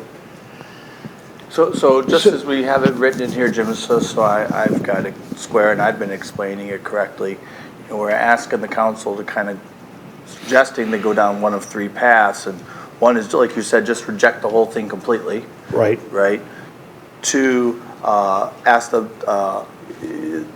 planning commission to schedule a public hearing to talk about the allowance of special exceptions on these three items, which would then potentially carry into any development in the CBD 1 or CBD 2 with no limit. Right. Or schedule a special public hearing that would talk specifically about just changing the code in CBD 1 and or CBD 2, rather than having duplicates or exceptions. If this is truly the vision that the city council and the planning commission and the citizens have, that 4 stories or these setbacks is where we want the city to go, then indeed let's just change it, and that's just the third option. Well, you could create a new code provision. You could allow special exceptions into CBD 1 or 2, or you could allow special exceptions generally that would apply to all districts. But I do want to caution, though, you got to be a little careful about granting special, some municipalities do that, but then where do you draw the limit when you grant special exceptions generally? But that is an option. That's why I'm laying it out for you. But then anyone, and that's why you have that specific criteria, anyone in any district could ask for a special exception to be applied. Again, it would have to be public hearing, you have to have the identifiable criteria, have to be recommended by the plan commission and have come back to the common council. But that's the option. But just so I'm clear again, so under the special exception, if that's the path we end up going down and you don't put qualifications on it, then you focus on those 3 things. But if somebody came in with a 7-story building, that's allowed exception, and it could get approved through the process, correct? Right, yes. So I have a few questions. And Sure. I think I understand all this stuff, but I don't understand what you've been saying. So the law changed a few years ago, and I observed other communities changing specifically the town of Delafield. Conditional uses. Right. And Right. so is this what we're referring to, that state law change? I'm probably the wrong person to ask that to, because I think there's some very unfortunate language in that Skelly versus City of Delafield case that equates special exceptions and conditional uses as being the same. I don't think they are. And the law was changed actually about a month after that case came down to allow the granting of special exceptions.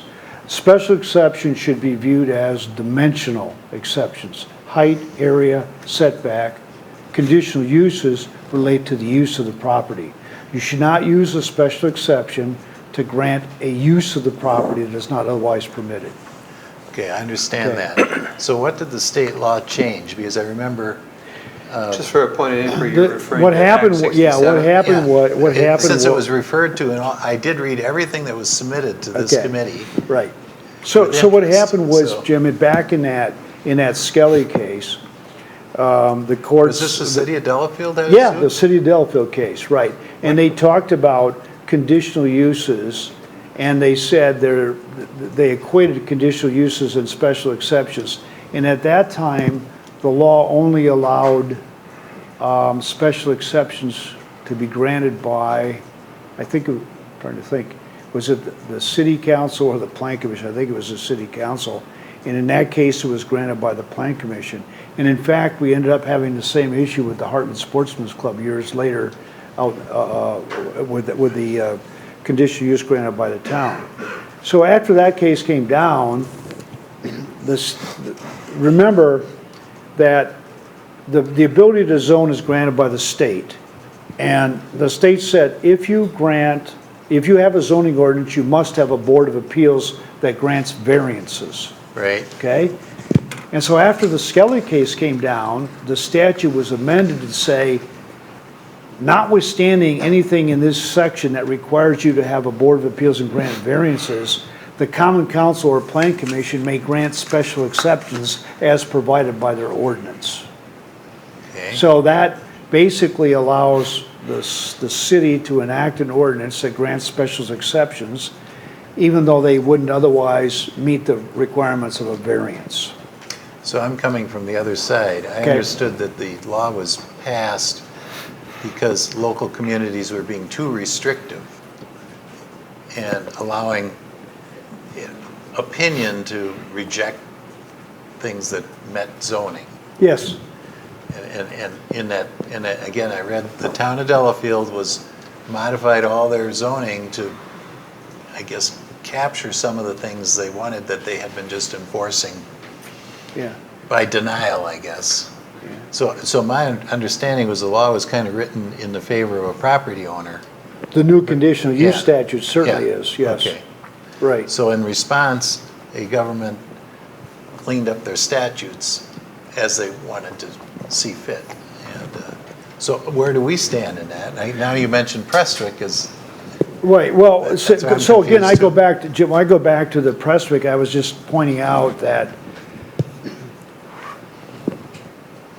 the most famous maxim in municipal law is we always did it that way, right? Right. So in Prestwick, we were following the practice in the city of granting planned unit developments by conditional use permit.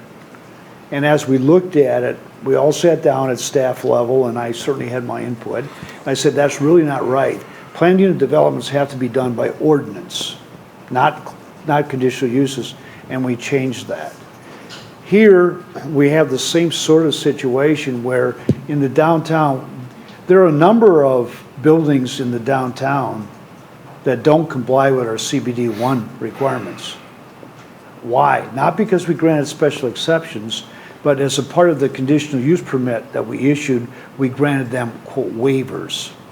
Okay. And what I'm saying is, that's not the way to do it. If you're going to allow special exceptions, you need to have an ordinance that authorizes the city to do that. And that's what I'm recommending here. So if we move on if the body determines to move on special exceptions, what kind of criteria? As the mayor mentioned, you said we could get a 7-story building, but we could eventually put in criteria that would limit. Yeah, well, typically, special exceptions, a lot of special exceptions allow or provide a limitation, like I say, 20% or 25% of if there's a height limitation, you can grant a special exception that would allow an increase up to, 20% above that, or offset or setback. 20% of the existing Yeah, ordinance. right. If it's 40%, they could go 20% higher So if than it's that. 3 floors, you do Well, a special that's- inspection for 25%, you get the 4th Well, floor. yeah, that would probably go Or with the height 33%. limitation. But you also, I think you have to include in there, criteria that you have to look at. You have to make findings that it's, not contrary to your zoning code, which is a very subjective requirement. But I also think that you should look at, or you can look at financial considerations or impact on overall development with the city. Those are the type of criteria that we would have to lay out in the ordinance and have a public hearing on. I haven't done that yet because I didn't know if the council's directive was to go that route. And to me, doing that process is almost just specially rewriting parts of the code. And I think there's some logic to just taking and changing that section of the code to whatever you want for the new range to be. it creates less contradiction for an applicant. I'm just imagining myself coming in and say, well, do I follow the special exception plan or do I have to follow the code? Right? So I could, you know, I could draft an ordinance to give it to you to review before you refer it to the plan commission, but I wasn't sure as to how you wanted to go. So a question, Yep. the building, the Lang building, Mhm. is that in violation because of the way we did it, or it's Well, 15 years it ago is what now? it is, all right? I know. We're looking forward. No, but I'm just saying. I think going forward, just as I expressed my opinion that planned unit developments must be done by ordinance, if you're going to grant, going forward, if the city's going to grant exceptions to the zoning code, it should be done by special exception with notice and public hearing and specific criteria as opposed to a conditional use permit, which focuses on use of the property, not dimensional requirements. I do agree with that. So the buildings that we have, are they examples of, do they fit within the envelope we're contemplating? I think the buildings that have been approved are perfectly legal and can be used as they are. No, with the approved I know zoning. things that are up aren't going to change, but I'm trying to get a handle on where we'd go with this. And that's, Well, what I'm thinking is that's what I'm saying, is that going forward, my suggestion or recommendation is that you enact if you're going to go that route, well, in any event, you'd enact a special exception ordinance that allows the common council, upon recommendation of the plan commission, to grant special exceptions to the zoning ordinance if you meet identifiable criteria, but the standard would be something less than would be needed for a variance, which is the unnecessary hardship standard. so did the plan commission understand this last week? Well, I think so. Is this the Best first as we time? could explain it, I mean, we explained to them that they, you know, that exactly what Jim just said, that in their motion, they need to request to the council to consider special exceptions as part of the code. And if you chose to ask them to schedule a public hearing on that, or you would choose not to. And That's Jim- part of their motion. And that's their motion, and Jim, you're recommending we don't consider that. No, I'm saying is that you table, their recommendation The was. tabling is another issue. Yeah, no, I know. That's separate, that's I know. 5B2. Right. Right, but as we stand here tonight, the approval recommended by the plan commission requires an amendment to the zoning code or the creation of a new zoning district to allow the specific requirements of that project, because they don't conform with our code. So then why not, I mean, again, I want to bring up for discussion, creating a new zoning district. Because with these other two options, special exception or changing the code, you're changing the code for the entire CBD 1 and 2. Are we not? Well, not only them, but if you do a general special exception, it would apply to any zoning classification. Well, I don't think we're interested in that. I don't think that's an option. Yeah. I think we're interested in tailoring this if we're interested in considering it. Okay, then what you could do is you could ask the plan commission to consider special exceptions to CBD 1 and 2. Only if the applicant provides underground parking. Right. Which was something that was mentioned by a planning commission member. Right. Or you could ask them to consider hold a public hearing on creating a new zoning classification, have both public hearings, both code provisions, and bring them back to the council. So, it's always been my opinion that the plan commission should do the planning, not us. Yeah. So But I don't that's know. why the plan commission has to hold a public hearing on these proposed ordinances. But you have to give them some direction. Do you want them to look at especially, they're the ones that recommended to the council that you approve this, but you need special exceptions. So how do you best go about doing that? Do you do it by allowing special exceptions in the CBD 1 and 2? Or do you create a new zoning classification? Or do you have them bring do both ordinances and bring it back to you and then take a look at it? Well, can we kick it back to them to consider both options? Oh, yeah. But you have to give them some direction. Right. That's what- Right. Can I take a stab? Sure. He's been writing. Move to refer back to the Plan Commission the issue of amending zone code changes on special exemptions and/or amendments to the CBD1, CB2 districts. Can you slow down just a little bit? I'm on zoning code changes on special. Exemptions and/or amendments to the CBD1 and CBD2 regulations, or establish a new zoning district referring to building heights, setbacks, and number of floors, and direct the Plan Commission to conduct a public hearing and consideration of zoning code changes and establish standards for granting special exemptions. I'm a little behind you. Keep working. To conduct a public hearing to what? I'm sorry. And consideration of zoning code changes and establish standards for granting special exemptions. I think I covered all areas. Thanks. Second. So did you write that, or was that thought about ahead of time? I hope you wrote it so our jotting it clerk down can here. retype it. I don't have an objection to that, I guess. My only other comment is that this stirs the water a little bit, but should we be looking at our downtown plan after 25 years? And I know that takes Tim more time. Eicher- That's a year. Tim Eicher included links in the packet, I mean, talking to what those were. I think this is probably an interim step, but I think right behind it is, what are we doing with the rest of the downtown? Yeah, and I think that's an important concern. It has sort of felt like the cart before the horse. Like, we have a project, there's a lot of support for it. There's also a lot of concern even from people who support it.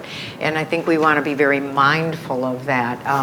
And I'm convinced 100% that we can find that, but it's a bit messy. Well, if you really look at the whole plan, it's a year or two. Mm-hmm. Yeah. But, I mean, I think judging by the Plan Commission's recommendation is that they're prepared to probably support most of what's being proposed. And I have to admit, I haven't said it, but I am too. So I'm not. And remember, what they recommended to you was height, setback, Yeah. and It's and pretty clear. building It's number pretty of clear floors. that if we're going to do this, we should do it by ordinance. Yeah. Well, And that's my what I'm thought. proposing, basically, that they kick it back to them so they can Yeah. work with you and Yeah. staff to develop the Right. right ordinance for us to then look at. Right. Yeah, as I said, this practice of doing it by conditional use permit is not my opinion how it should be done. Okay, any further discussion? All in favor say aye. Aye. Opposed? Abstentions? Passes. Thank you. Okay, 5B2. Discussion and possible action regarding a conditional use permit for Hendricks Commercial Properties LLC, DLC 0793.021, DLC 0793.021.001, 705 Genesee Street to allow multi-tenant residential dwellings in the CBD1 district and associated special exceptions for the building height, building setback, and 4 floors. Staff recommends that this item be tabled to be addressed at a future meeting pending the outcome of the consideration of the zoning code changes establishing standards for granting special exceptions and/or revised bulk regulations. Move to table. Second. Any discussion? Yeah, just point of order. According to Robert's Rules of Order, you cannot table an item. It can be postponed, an action be postponed and not tabled any longer until the next meeting, but not beyond the third month of presenting of the present meeting. So if it is tabled, using your words, will the action be taken up again within 3 months?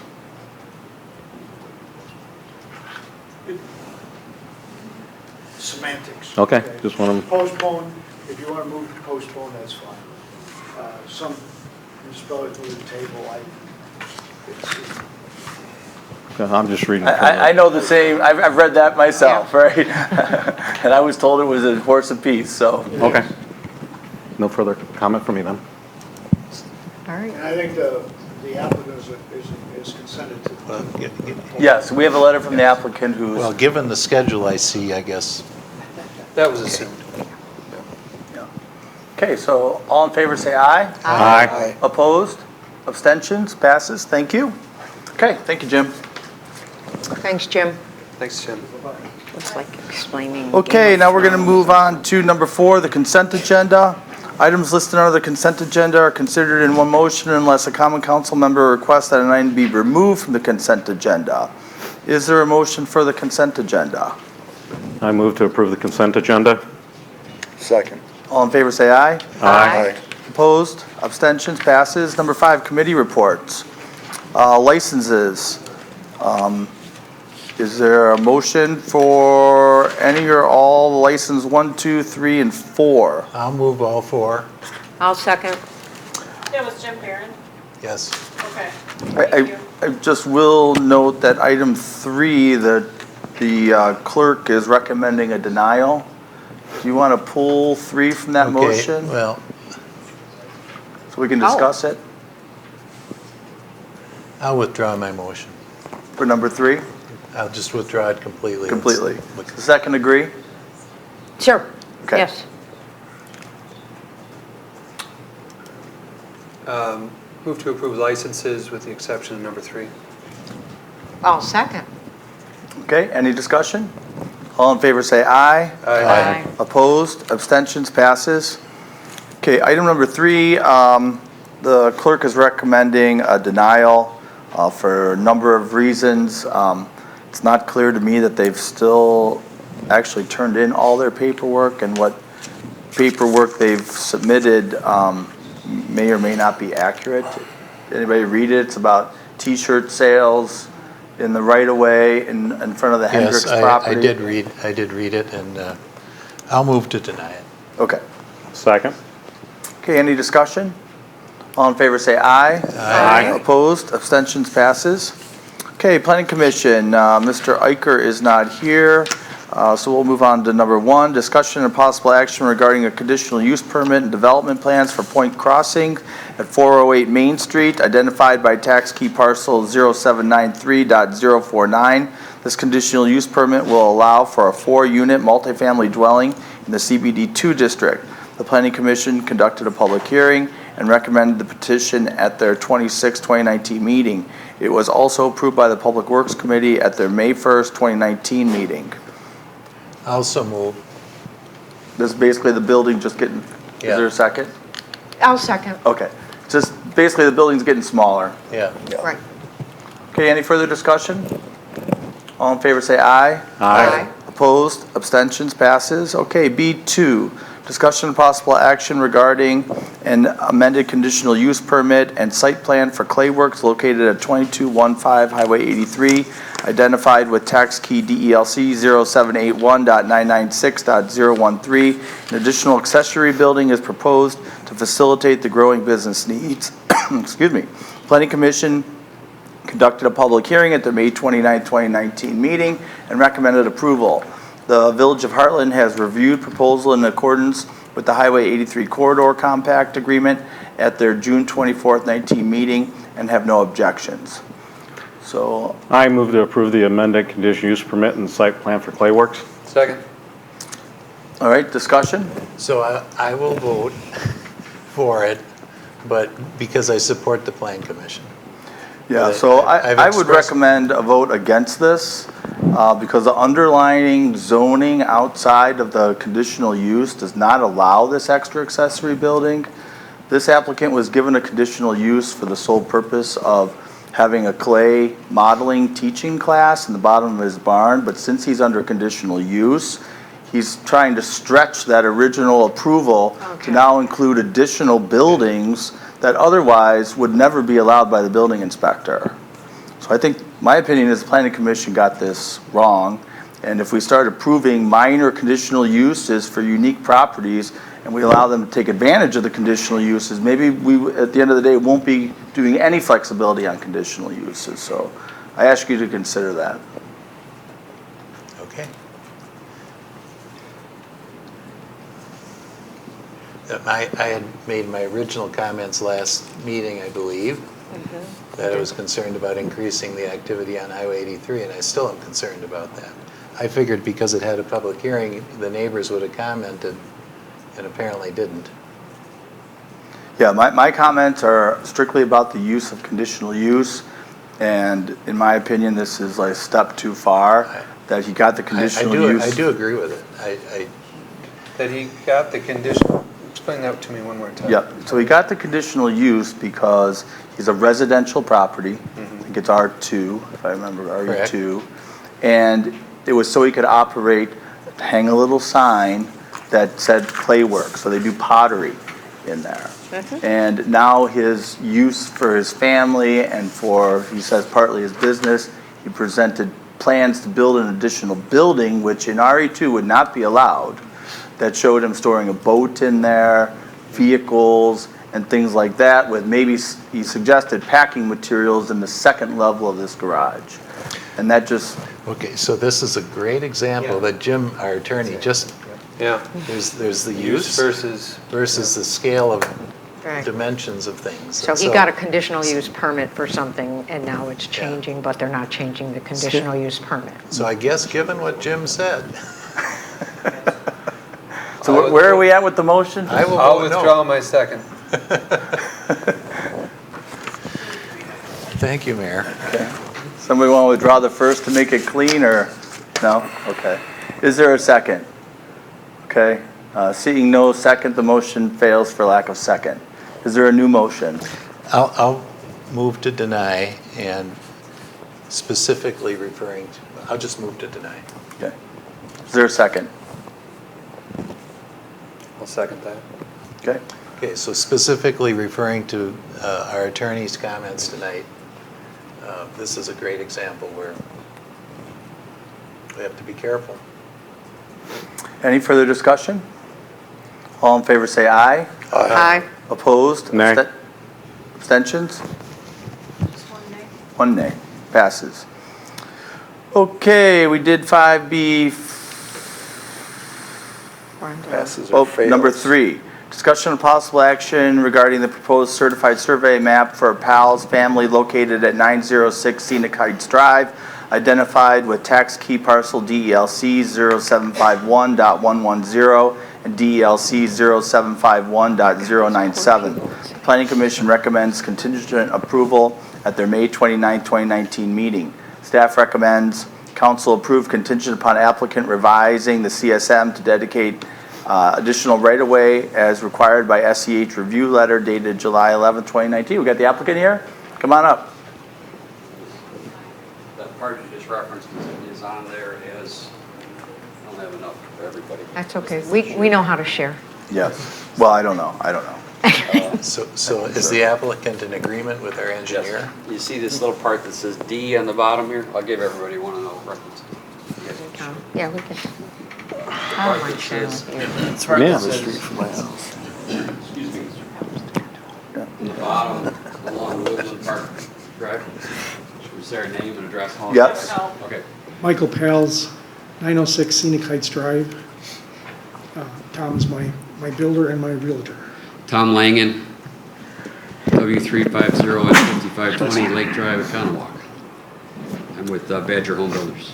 I designed the houses for Badger Homes. So I designed the house for the Pals. They own the lot to the north and they own the lot to the south. And when this is all done, they'll own the lot to the north and they'll own the lot to the south. So, Section D is what was referenced along Woodland Drive. So that's the part that was missing from the other one that Mike Court and Roger Dupler asked to change. And we've changed that on this document. So I'll just make comments based on what I know. I have no problem with what the applicant's asking for, but I don't know, was there an issue with the timeline? I mean, some of the information you're providing wasn't in the packet. Did we miss a deadline? Is that why it's not in the packet? Yeah, what happened was the surveyor we were using quit his job. And we didn't know. We thought he was working on it. Then we went to the firm and nobody was checking his emails. Okay. And then we figured that out while Roger was fishing. And then we talked to Roger and Okay. we were able to. So just so you know, that's why you have an incomplete information in your packet, because we didn't receive the information on time. Roger was helping to move it along on Friday. Last I saw, he was sending it to Mike Court for review. I did not see an email coming back from Mike Court saying it was approved. So 2 issues. One, you may consider to deny because they didn't meet the timeline that was required in an incomplete packet. Or 2, you may choose to approve, but it needs to be contingent on staff approval of the missing information. I'll make a motion to approve contingent on staff approval of the missing information as referenced in the letter that was part of our agenda. Got it. Yeah, okay. Sounds good. Is there any discussion? All in favor say aye. Aye. Opposed? Abstentions? Passes. Thank There you you. go. Thank you. Thank you for I know it's been waiting. a long haul. Thanks for helping us out. All right. I see one lady still here, and I want to jump to Halloween, whatever number that is, 8A. 8A, new business, discussion and possible action to set the 2019 trick-or-treat date and time. Halloween is on a Thursday, which according to the city clerk is quite unusual. It does not usually fall on a Thursday. Usually falls on a Sunday or... Oh, you mean trick or treating? Trick or treat. Did Yeah, I I was say going to something say different? Halloween can fall on any day. Yeah, I'm sorry. It's always the 31st. Right, yeah. No, well, it is the 31st, but the 31st doesn't usually fall on a Thursday. All right. At least what you said anyhow. It rotates through the calendar like any other day. Yeah, I don't know. Mathematically. I'm just So in the past, telling you what she told me. We've done things on Sunday afternoon, nearest or earliest, and, you know, So I'm not sure if the citizens' comments we got are, Well- I assume they're accurate, that, The town always has theirs on Halloween, whenever it is, so Whenever they it don't deviate. For those of us who live on the edge of the town and the city, it always creates an issue of 2 different dates and 2 different times. I will also like to point out that though it is a Thursday, Thursday is an early dismissal day for KM schools. So the schools get out earliest on Thursday, so it actually falls in perfectly for trick-or-treating because the kids will be getting home earlier than they normally do. So it so really what does. time do we normally set? 4 to 7 has been typically the Is times that in the what the past. town is setting? For the town, Yeah. yeah. We've had it more like we 5. could just say are the same times as last year, because I always advocate for making sure we have some time in the dark, right? I don't want to be one of these communities that has it with before, only in the daylight. I right? completely And I am agree. going to throw So I in a will- pitch for Friday after the 31st, because it's a No, that's weekend, all, you could have some more that's all fun. St. Stephen, much come on. So I will make a motion that we do it on Thursday, the 31st, and follow the town's time schedule. And I will gladly second. I will say in discussion that I totally understand Thursday, and I'm a day of kind of guy, but in a lot of our neighborhoods, we have folks that have Halloween parties. And while the kids are getting out early, I appreciate that. We all still have to work on Friday. So I always prefer it on a weekend, as do my constituents, although I will not die on this hill. You can still have your subdivision parties. And unless You it's could a have a party, tie, you I don't don't have to vote. be on Halloween, yeah. So I will probably vote nay, but oh well. All right, any other discussion? All in favor say aye. Aye. Opposed? Nay. Party I pooper. can't vote, otherwise I nay too. All in favor say aye, or I'm sorry, any abstention? Seeing none, motion passes. Thank you for So staying. excited. No, it's okay. Thank you. I love that I'm not going to die on this hill. Okay, we are going to committee reports, which is 5C, Lake Wilford Committee. Mr. Maples. There was a meeting on July 10th. I was unable to attend because I had a death in the family and had to travel out of state. But I will follow up next month. So you're referring the council to the minutes? Yes. Got it. Park and Rec. Mr. Grimmer. Park and Rec. A couple items. There was an unfortunate incident along the Bark River involving some of the St. John's. They weren't cadets, but they were part of their special program. The Bark River had the shoreline restoration, as we're all aware, and the St. John's has their annual traversing of the river. Unfortunately, those, I'll call them cadets, those cadets trampled on the new plantings around there inadvertently. St. John's has traditionally used that area. They were kind of unaware of it. They came in good faith, apologized, and we're working to remediate that. We're all of goodwill. They're going to continue their events. Can we just move them down the river a little bit? We're looking for a place down the river, but the traversing is, I mean, the trees are very close there, and it's maybe 30 feet across as opposed to other areas which are hard to get to and maybe like 70 to 80 feet across. Because there's a lot of river there. There is a lot of river. I hope we can find something. That's part of our plan, is to look at alternatives, absolutely. The second thing is the plaza. We're working on naming of the plaza. It was just put in along the Bark River, so if anyone have any suggestions, I'll refer you to the minutes. The concrete was smooth. We're discussing the logo adherence in the middle of that plaza, and we're also discussing with contractors substantial completion of the project. And lastly, we're looking at the baseball leagues, what types of charges that we are levying for folks that want to use sign up for leagues, because we had very poor we had virtually no leagues sign up this year. So we're looking at making those fees a little easier, a little bit more palatable. Comparing to what other communities do. Exactly. Because I know they tried to raise the fees based, my recollection is they raised the fees based on what Public Works said they were experiencing as cost to do the maintenance on the field. So it's a tricky wicket maybe. It absolutely is, and the problem now is that it takes a little bit of calculus that says, okay, the fee is this, but if I clean up or if I do this, it's that, and if I'm here. So we're thinking about simplifying it, making it more competitive. Because, yeah.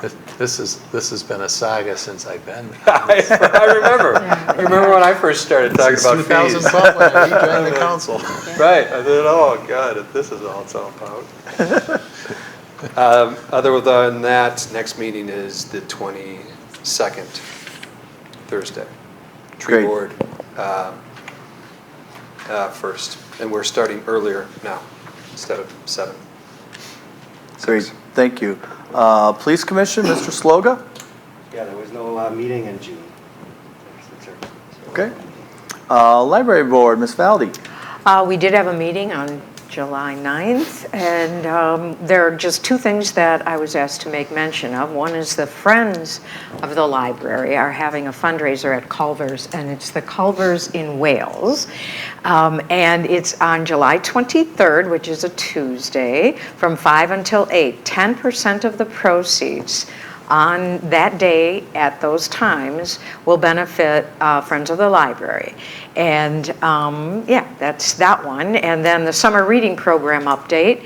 As of July 9th, 656 children, 239 teens have signed up for the summer reading program. And that's pretty amazing. Great, thank you. Zoning Board of Appeals, Mr. Barron. There have been no appeals. Promotion and Tourism, Mr. Sloga. Yeah, we had a meeting last week. They had their marketing agency, Z2 Marketing, come in and give an overview of their status and their social media activity. Primarily the Facebook activity has been up, although paid impressions were down, but they also didn't advertise a lot using paid impressions. That's going to change a little bit.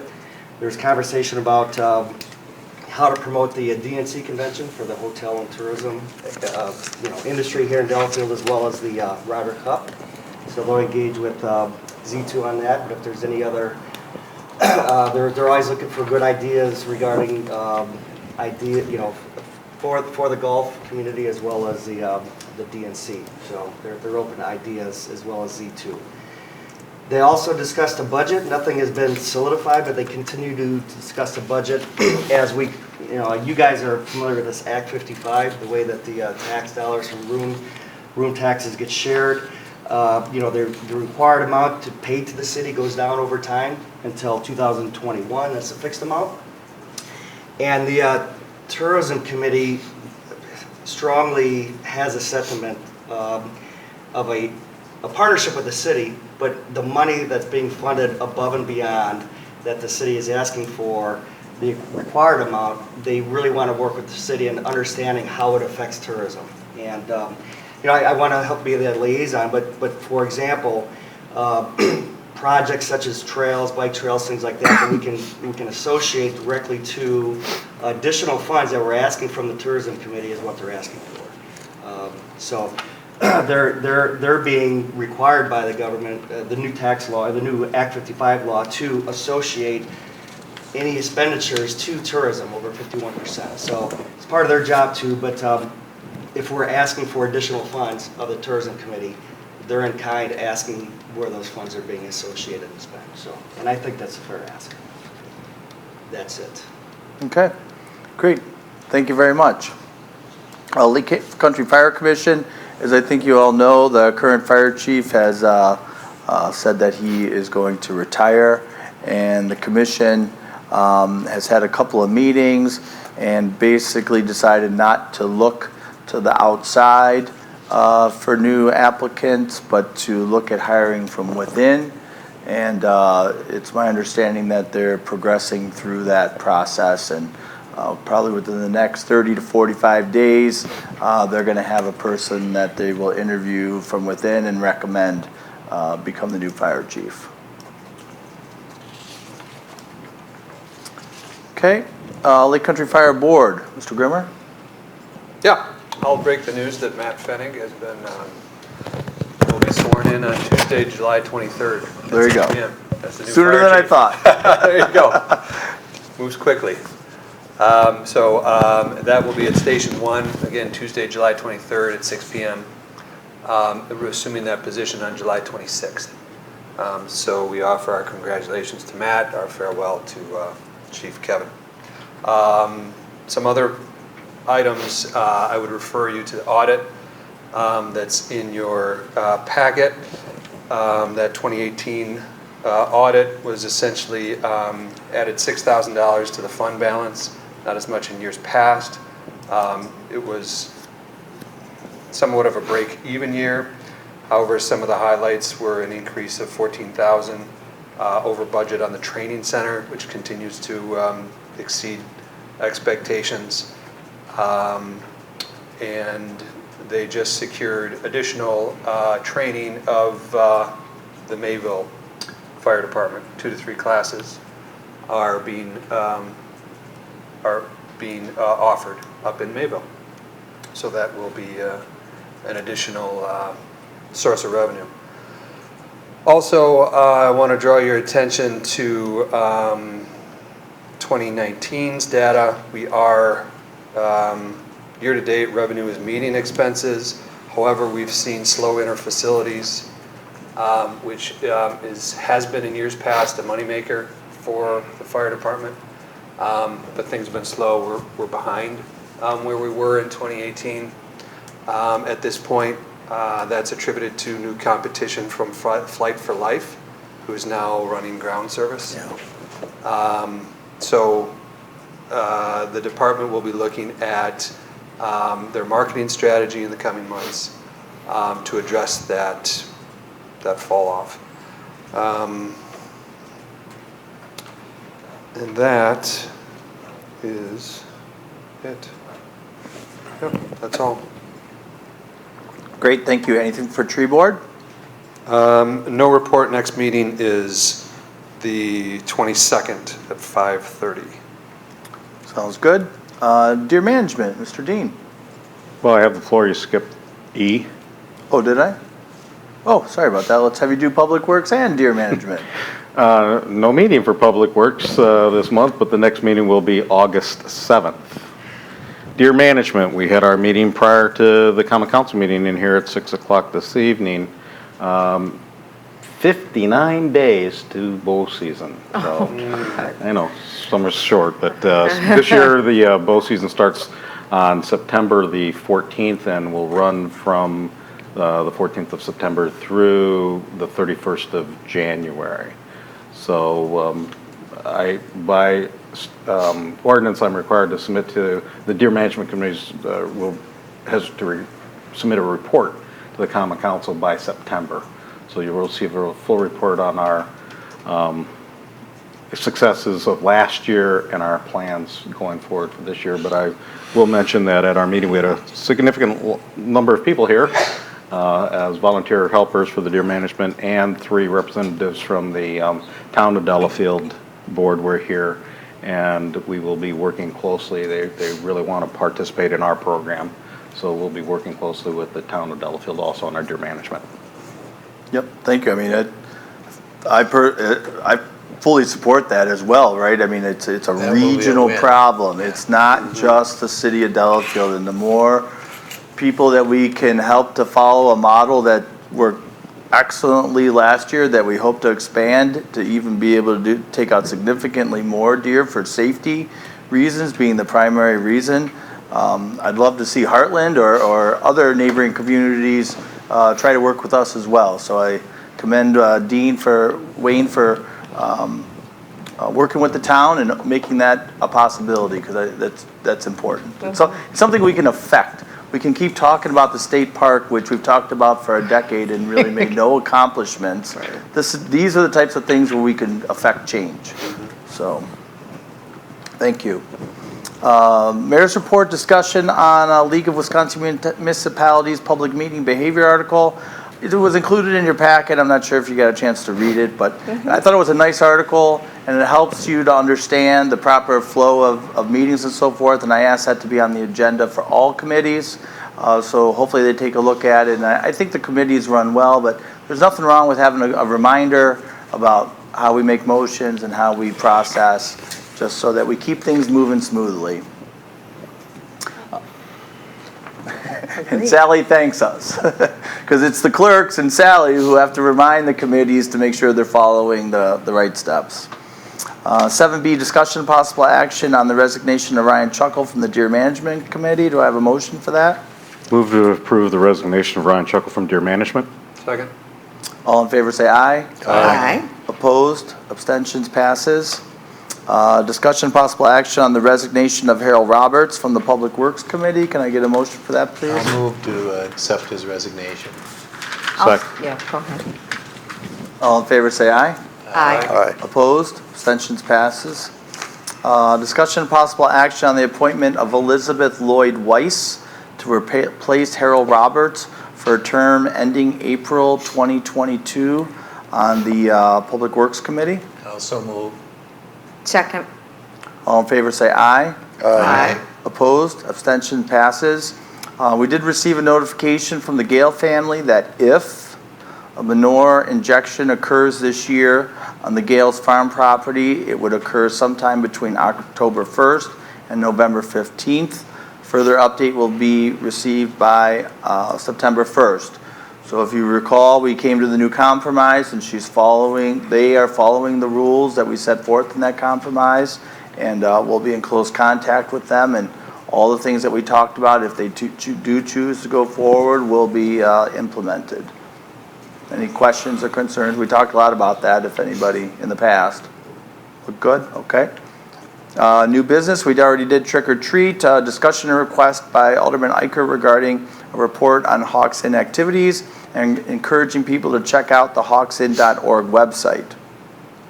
Item number 9, report of city officials. The administrator is not here today, but I will tell you that letters were hand delivered by SEH to all the budding properties along Gulf Road. That construction is starting this week for the implementation of the roundabout. We've cleared up all of our hanging chads. No more hanging chads.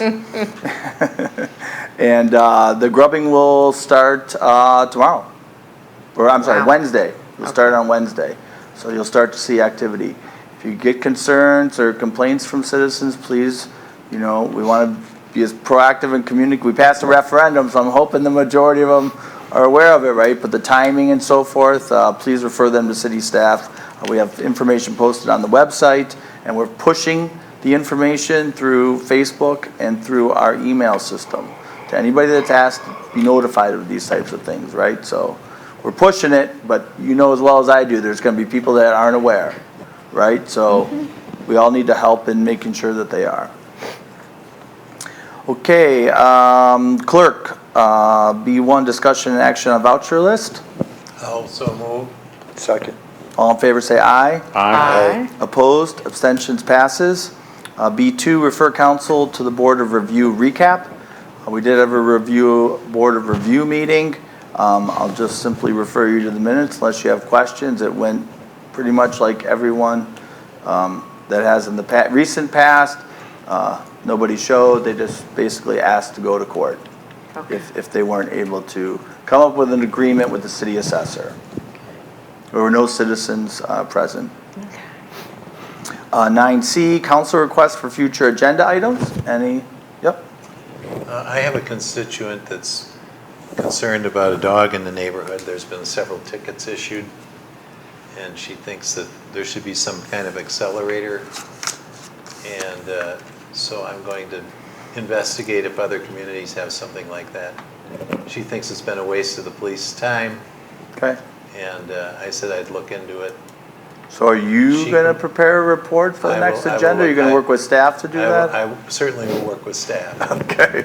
But I said, I told her, I would say 3-4 months ago that I'd put it on the agenda, and then nothing happened since, but then last week there was another incident, so.